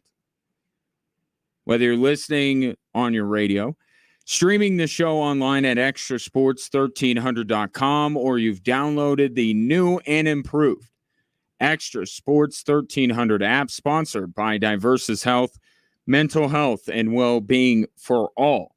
If you are listening on the app or either of the other two platforms I mentioned, you can also stick around after this show is over to listen to the season premiere of the Air Force Hockey Coaches Show with Frank Serratori, as the Falcons get ready to open their season on Friday night against Arizona State, a rising power in the college hockey world.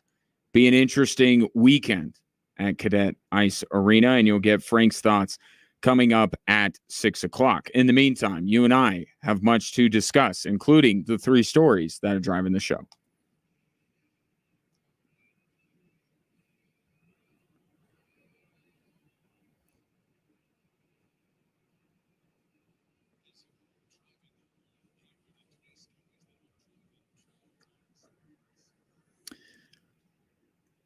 All right, we start with the NFL. Story number one, you got your wish, NFL world. Davante Adams may finally be on the move.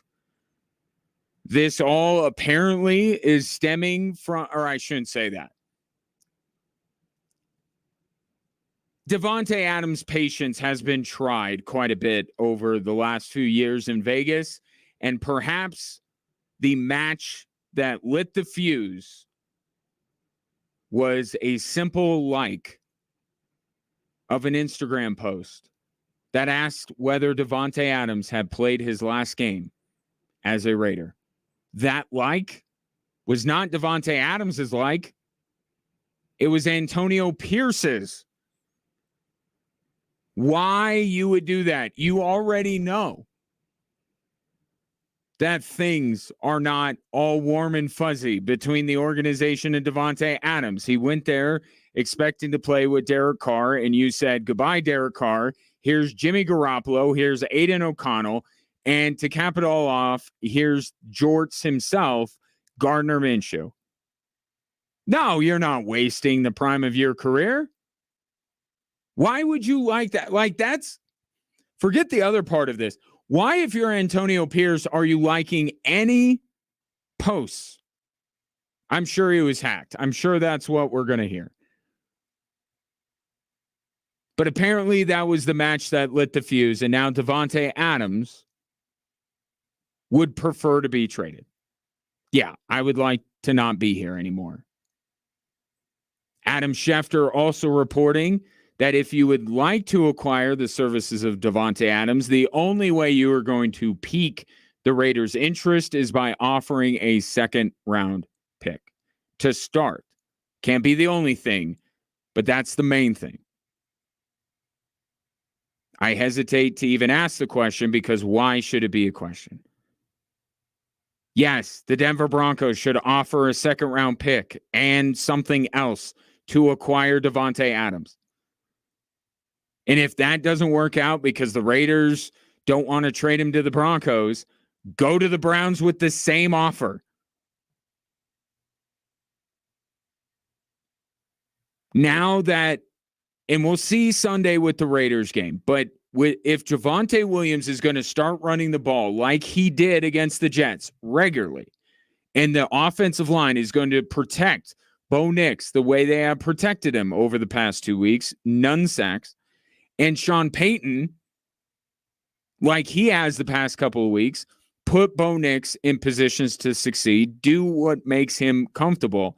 The last piece of the puzzle here to make the Bo Nix developmental picture whole is to give him a receiver he can rely on. And yes, Cortland Sutton was the one he relied on. Can he do that week in and week out? Have we seen him even if you like Cortland Sutton and think he's the number one wide receiver, you could make the argument that Bo Nix at times has focused too much on him.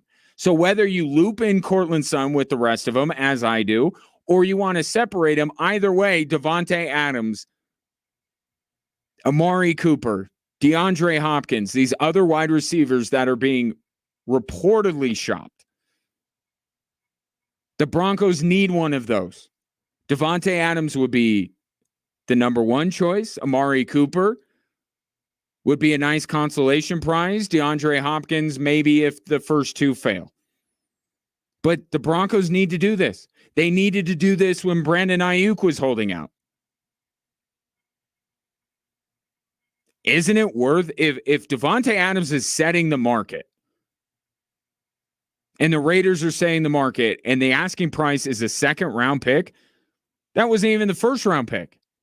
I was saying with Brandon Ayuk, if the Broncos think they're as good as they think they are, if they're as good as they think they are, then they should trade their first round pick for Brandon Ayuk.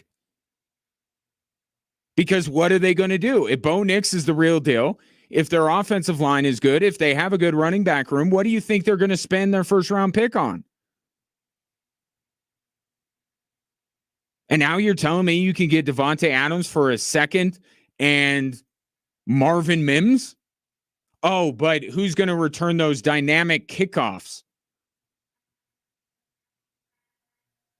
Do the deal. If that's what it will take, force the Raiders to tell you, no, we're not trading him within the division.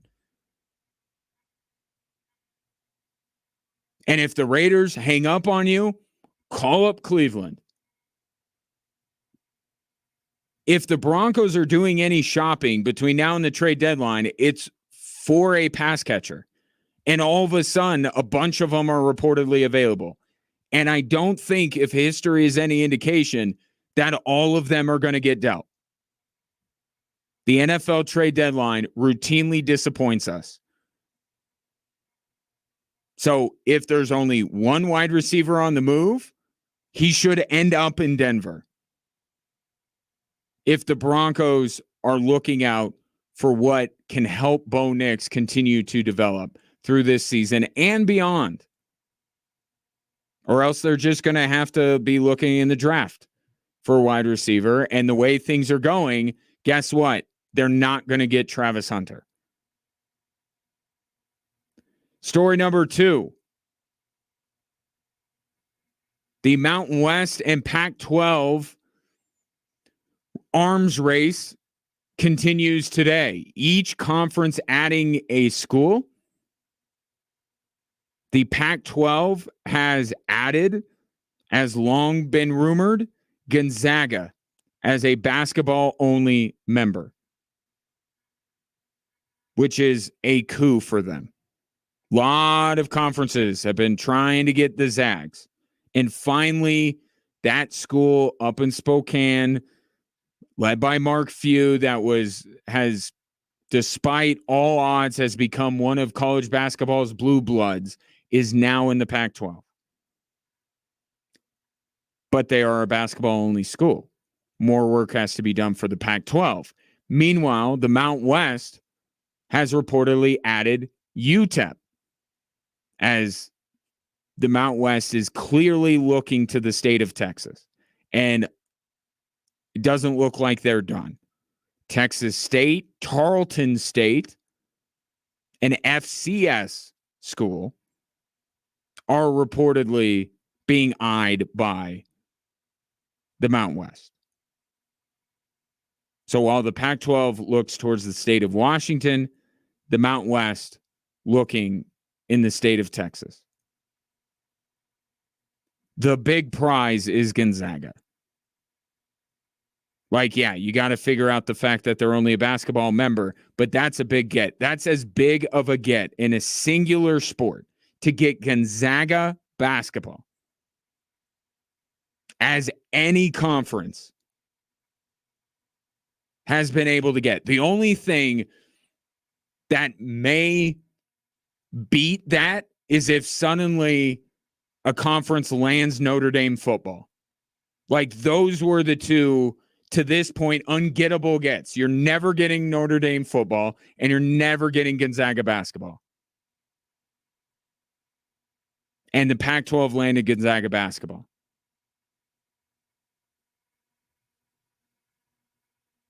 And it could just further strengthen the Mountain Pac, the Pac West, or whatever they call themselves when they merge like they should be doing. They're going to go out and get all these and then merge. Still seems like the best idea. But for now, it's this arms race. Mountain West gets UTEP as a full-blown member, and they're looking to add another school in Texas. Meanwhile, the Pac-12 landing Gonzaga basketball. And story number 3 today, the passing of baseball legend Pete Rose. Passed away at the age of 83 last night, right as I got off the air, and coincidentally was talking about the other loss we experienced in the sports world yesterday, Dikembe Mutombo. You know Pete Rose's resume. There may not be another baseball player that you know as well as Pete Rose's resume, because it has been held up for decades now as an argument for him to get in the Hall of Fame. How can you let this resume out of Cooperstown? We know the reason why. What I wonder is, with the passing of Pete Rose,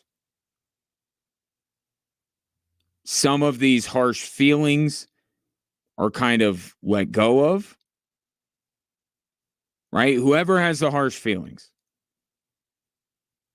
baseball Hall of Fame voters, Rob Manfred, whoever it is, you know, when somebody passes away like this, some of the hard feelings kind of go away, right? Could that make it more likely that Pete Rose gets inducted into Cooperstown posthumously? You also don't have these other things with his induction, like, well, if we let him in, well, we got to unban him from baseball. There's one. 2, is he allowed to speak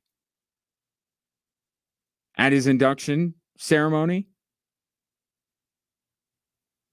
Well, now the induction would be posthumous. You could highlight Pete Rose the way you choose to highlight him, which would, I would imagine, be as a player, while perhaps acknowledging that he bet on baseball.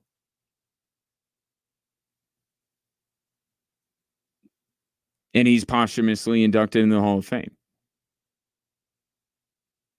You know, as I thought about it last night, maybe that was the only way it was going to happen.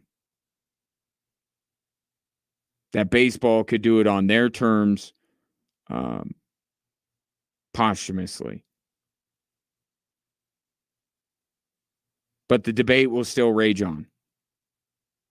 But I wonder if that it won't rage quite as much now that Pete Rose has passed away. And I think that many people will choose, even the ones that weren't already there. Many people were already there. Many people will choose to remember him as a baseball player. And how perhaps no person embodied how hard work can either equal talent or surpass it the way that Pete Rose did. How hard he worked, how hard he played the game made him the all-time hit king. He wasn't as talented as some of the guys he shared a clubhouse with, but he outworked every single one of them.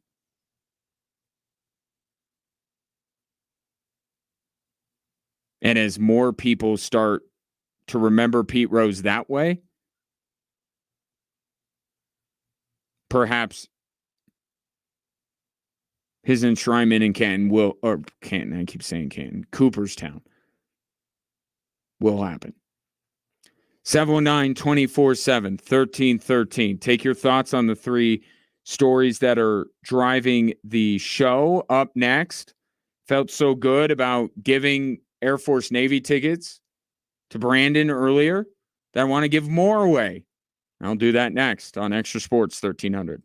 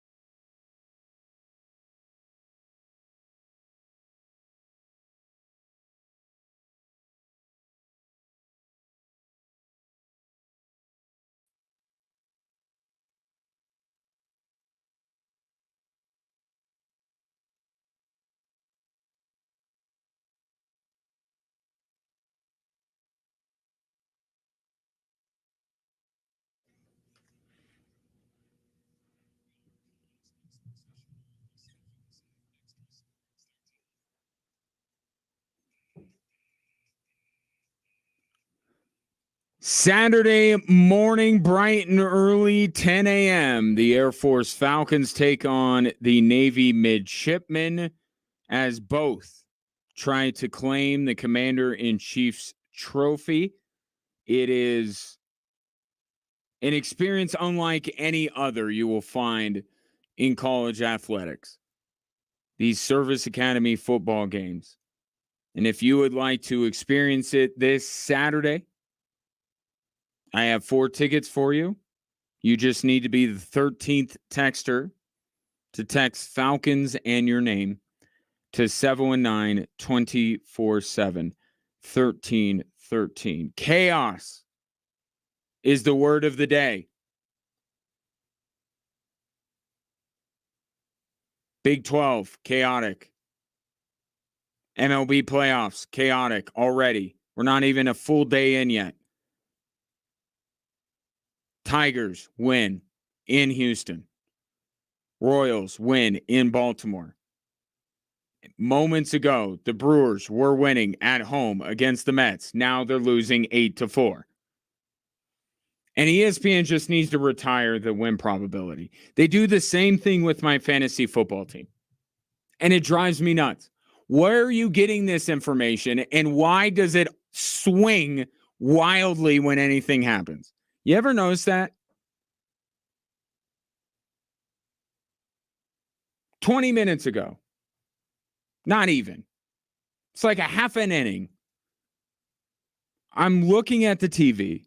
Brewers win probability 86%. You know what it just was as they go to commercial break?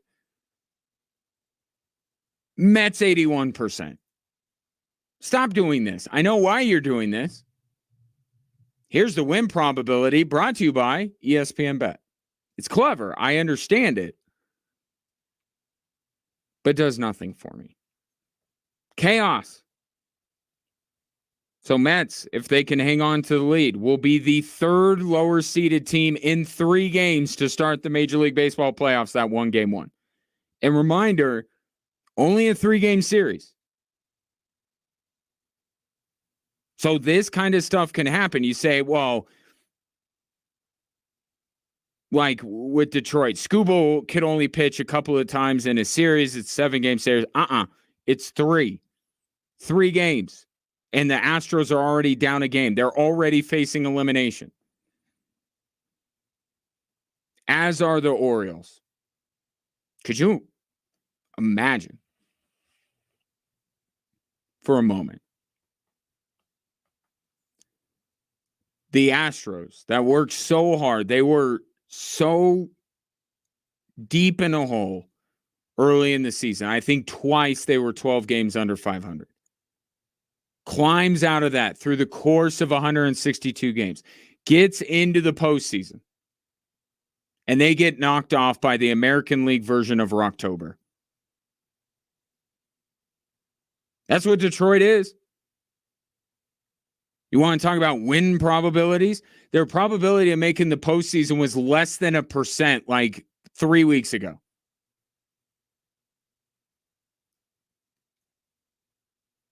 Tiger Tober.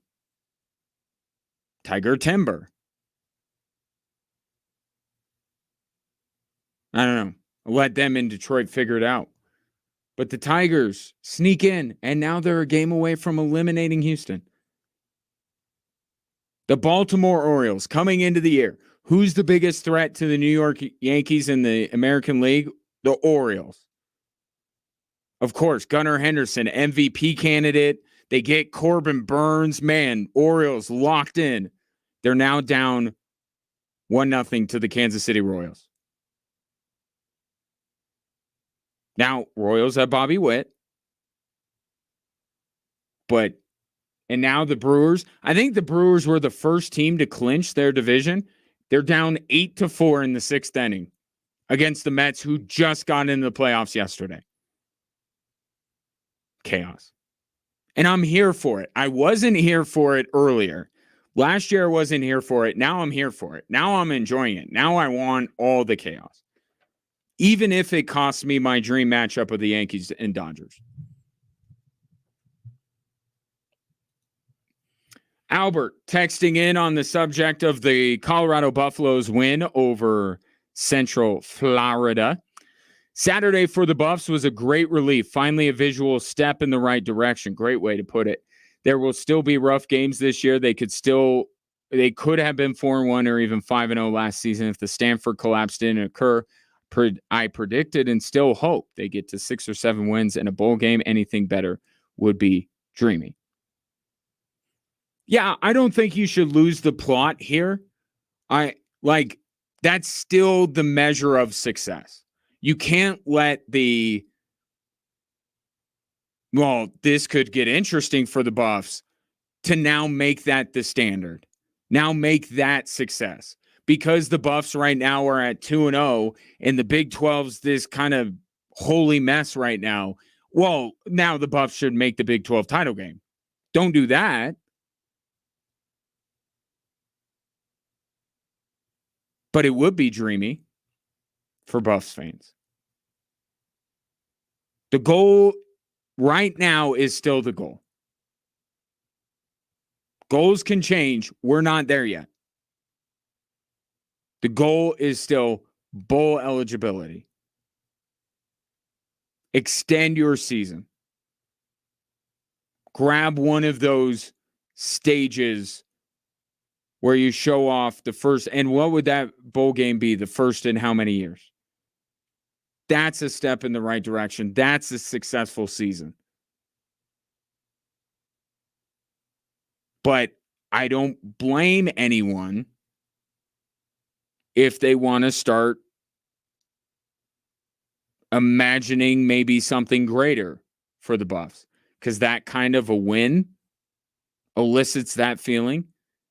And this conference being topsy-turvy through 2 weeks also brings that into play.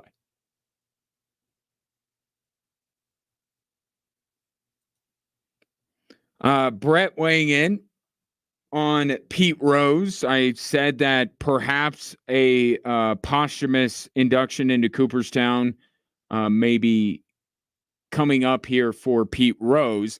And earlier I said that baseball had one rule and he broke it. Brett says, well, if gambling is the only rule for players in baseball, I guess steroids are fair game for the Hall of Fame. Welcome Barry Bonds, Roger Clemens, Mark McGwire, Sammy Sosa. I get where you're going with that. And that is the argument. That is the argument. Stuff Mark McGwire took, you didn't ban it until after.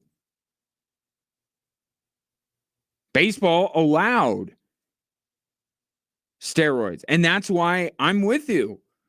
Like, I don't know if you're directing that at me like I'm saying they shouldn't be. They should. Well, Sammy Sosa's not a Hall of Famer. Sorry. These other guys, yeah. Especially Bonds and Clemens. Yeah, they are Hall of Famers. I've been saying that. They should be in. And they should get some sort of a scarlet letter on their plaque telling the story of how they enhanced their career. And also somewhere it should be stated that baseball let this happen. Baseball looked the other way. Baseball knew this was going on and did nothing because Sammy Sosa and Mark McGwire saved baseball. You want to talk about hypocrisy. People say hypocrisy is the fact that Major League Baseball takes money from BetMGM. No, it's not hypocrisy. They're marketing to you. The hypocrisy of baseball is the fact that they turned a blind eye, allowed this to happen with the steroid era, and then now they're turning around and saying, no, you can't be in our club, our Hall of Fame club. That is hypocrisy.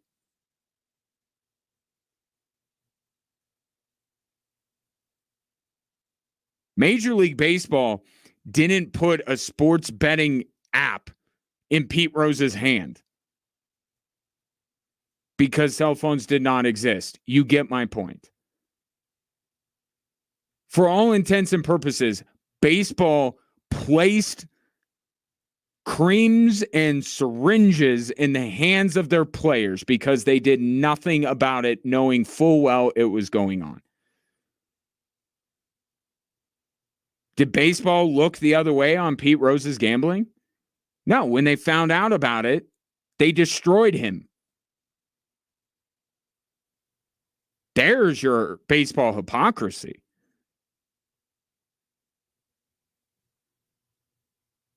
Keeping the steroid guys out.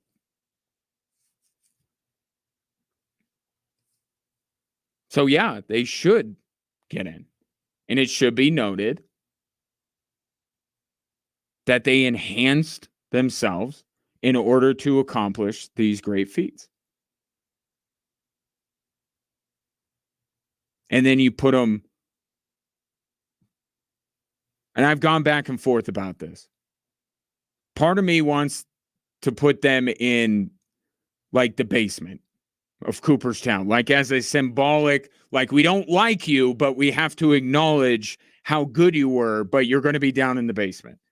And part of me wants them to put them right next to Hank Aaron. Right? And say, to invite the conversation. This guy did it the right way. And this guy was everything you would hope a baseball player would be. And Hank Aaron or Willie Mays. And juxtapose that with Barry Bonds and Mark McGwire.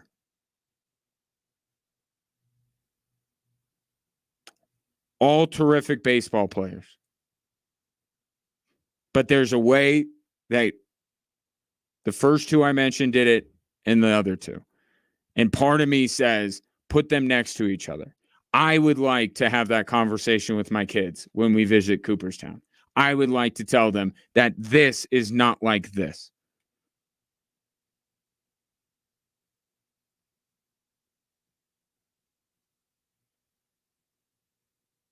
But they should put them somewhere.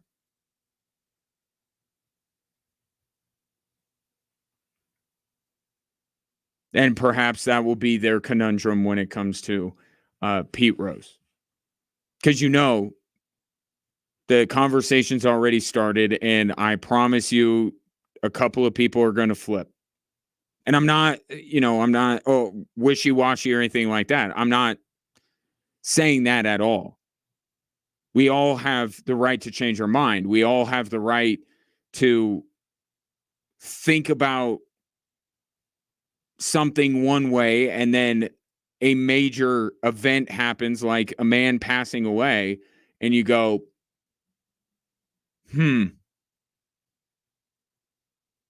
maybe I wasn't right about that. Or just now, what's the harm?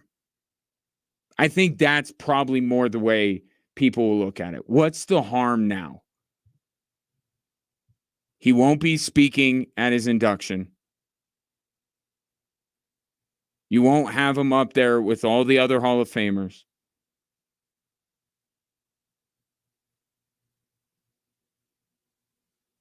You do what you want with a video or whatever you would do, like these Hall of Fames do when they posthumously induct people in, and then you give them his plaque. I don't know what family Pete Rose has.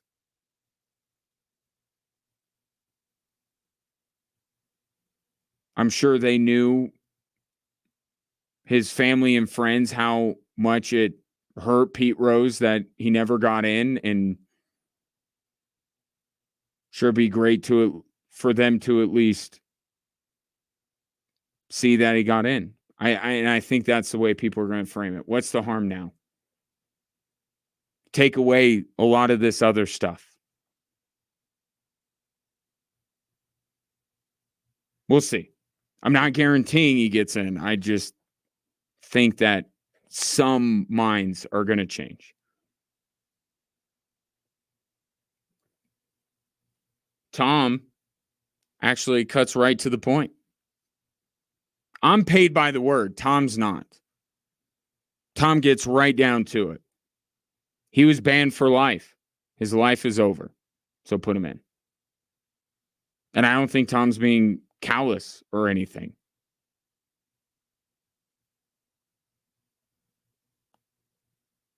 His life ends. So does his banning, his banishment. And that's the first barrier to him getting inducted into Cooperstown. Great point, Tom.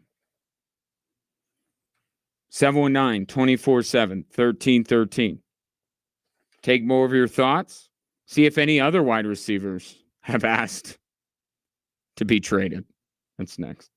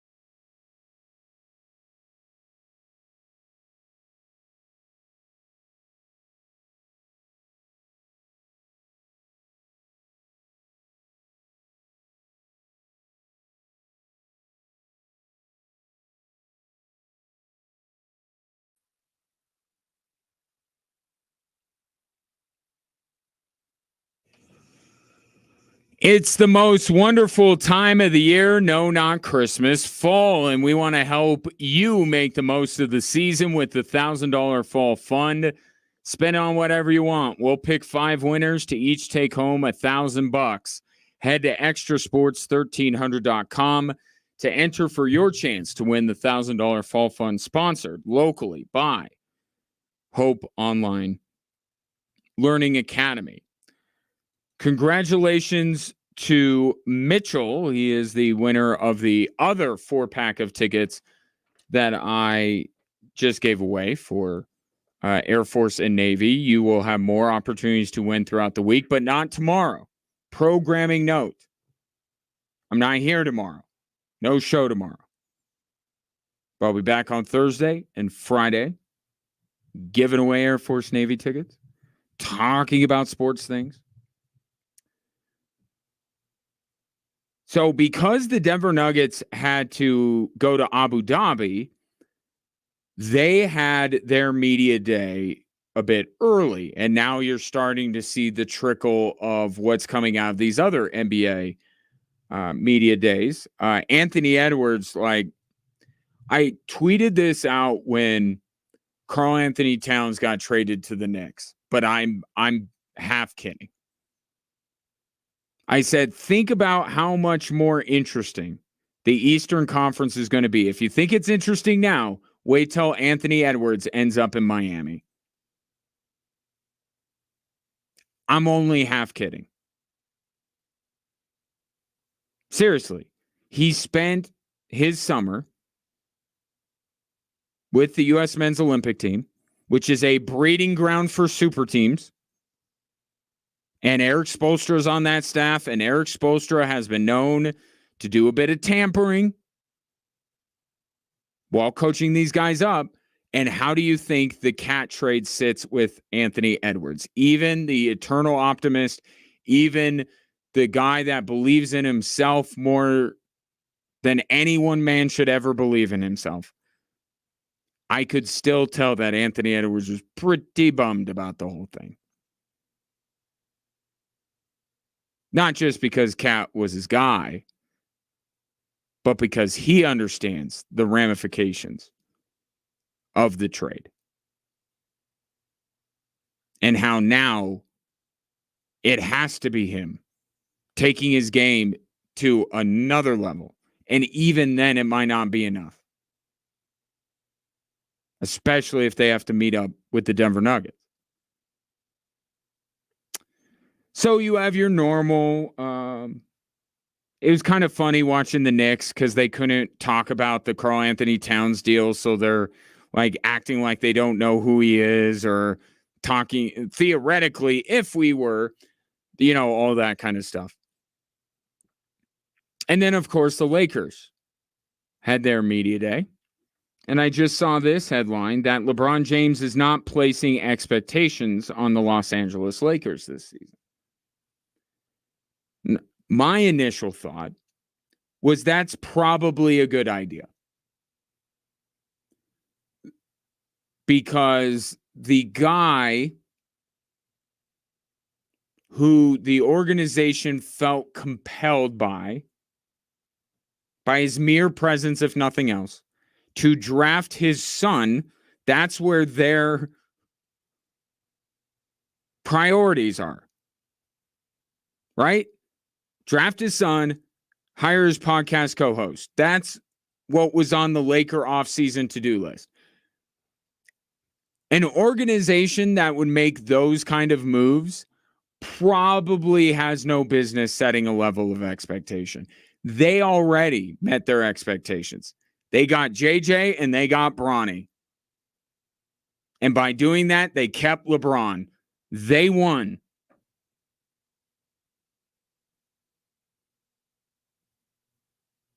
Yeah, LeBron, you probably shouldn't set expectations for a team that's basically the same, except their head coach has less experience than the one previously, who you were upset wasn't a good coach. And you got a less experienced one in JJ Redick. That was the Lakers' big move. The Bronny thing, is the Bronny thing. Second round pick. Okay. JJ Redick. That's the one where I go, how are the Lakers better? How can you say that? How can you definitively say that the Lakers are going to be better this year than last year because they added a guy who has a very successful basketball podcast?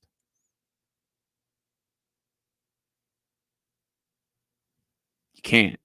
Again, good idea. No expectations.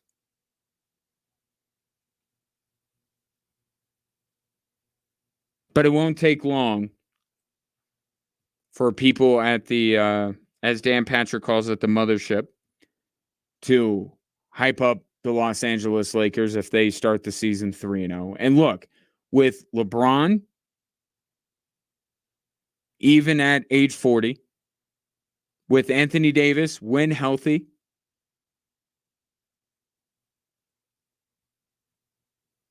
they got a chance to win any given night with those two guys on the floor. They do. The problem is the West is getting better. The West is getting more crowded. You have Denver, Minnesota, who's still better than the Lakers even after trading Cat. Oklahoma City, Sacramento. These are in no order. These are just all teams better than the Lakers right now. Pelicans. Dallas. Would I take Phoenix over LA? No, I would not. Rockets.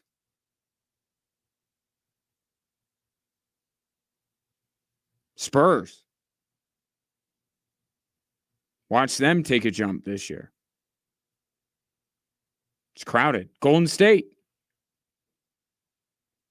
Nuggets found this out. They didn't get better after winning a title. They got worse. And look at what everyone else did. Wolves got better. OKC got better. That's the way it goes in the NBA. Look at the Celtics. They kept everybody together. Good on them. But the Knicks got demonstrably better. The Sixers got better. Right? And then you have the Lakers, who didn't win a title, who didn't even get close to winning a title, and did nothing this offseason except add Bronny and JJ Redick. While New Orleans picked up DeJounte Murray. While the Kings got DeMar DeRozan.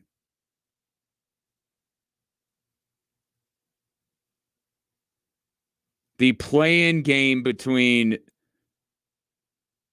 the Los Angeles Clippers and the Los Angeles Lakers will be dynamite television on a Tuesday night in April. Because they're another team, it's like, you're done. And I heard Kawhi say he doesn't rely on anybody on the court to be his savior or something like that. Like, it was kind of dramatic language that he used. It's like, that's not really the issue here. When it comes to Kawhi Leonard, that he needs someone to bail him out. When he's on the court, I agree. Kawhi's enough. Ask Toronto. Kawhi's enough. Clippers don't get Kawhi. Not when it matters. And it's like, and I've been having conversations in the hallways here and texting and all this kind of stuff about the Karl Anthony Towns deal. And keep getting told, well, if Embiid's healthy, can we stop with the if Embiid's healthy?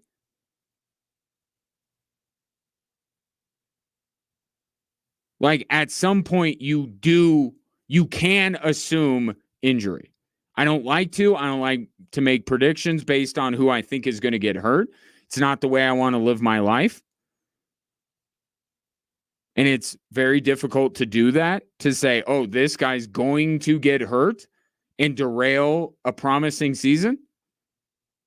With Kawhi and with Embiid, it's okay. You can assume they'll get hurt. Enough has happened.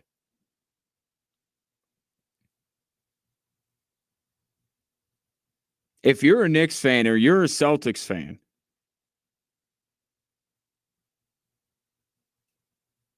You don't need to worry about Philadelphia. You need to worry about Milwaukee. You need to see, because Damian Lillard, as I expected him to do, pledged that you would get the best of him this year. I think there are real issues with the Milwaukee Bucks. I don't love the Milwaukee Bucks, but if the Damian Lillard, I almost said Dillard, Damian Lillard, Giannis Antetokounmpo duo hits, there's your dark horse. There's the team you got to worry about if you're the Knicks and the Celtics, who now feel they are at the top of the Eastern Conference. Celtics have earned that. Knicks have won the offseason, so they put themselves there. I'd worry much more about Milwaukee than I would Philadelphia at this point. And I don't know how much I would worry about Milwaukee, to be honest.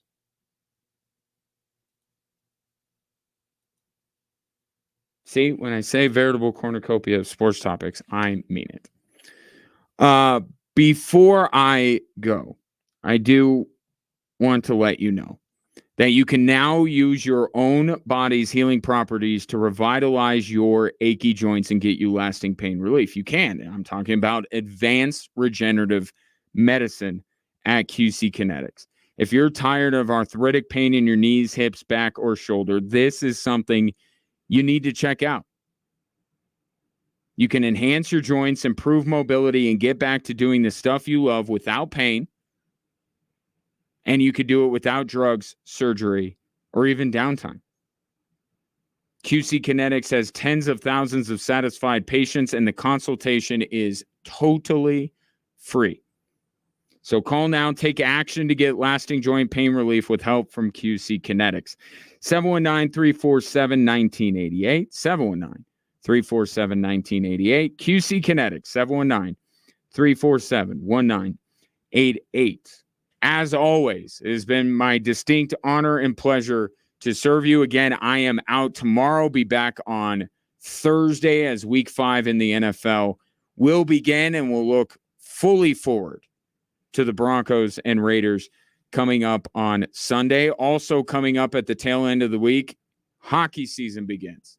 No, Avs got to wait till next week. This week, college hockey. Air Force and Arizona State could not wait to get the season started, so much so that they moved their season up a day. Yes, this Friday, Air Force, ASU, dropping the puck on the college hockey season. I'm pumped. I'm ready for it. And another sign that hockey season is here, the season premiere of the Air Force Hockey Coaches Show with the incomparable Jay Ritchie and the equally incomparable Frank Serratori coming your way at the top of the hour here on Extra Sports 1300.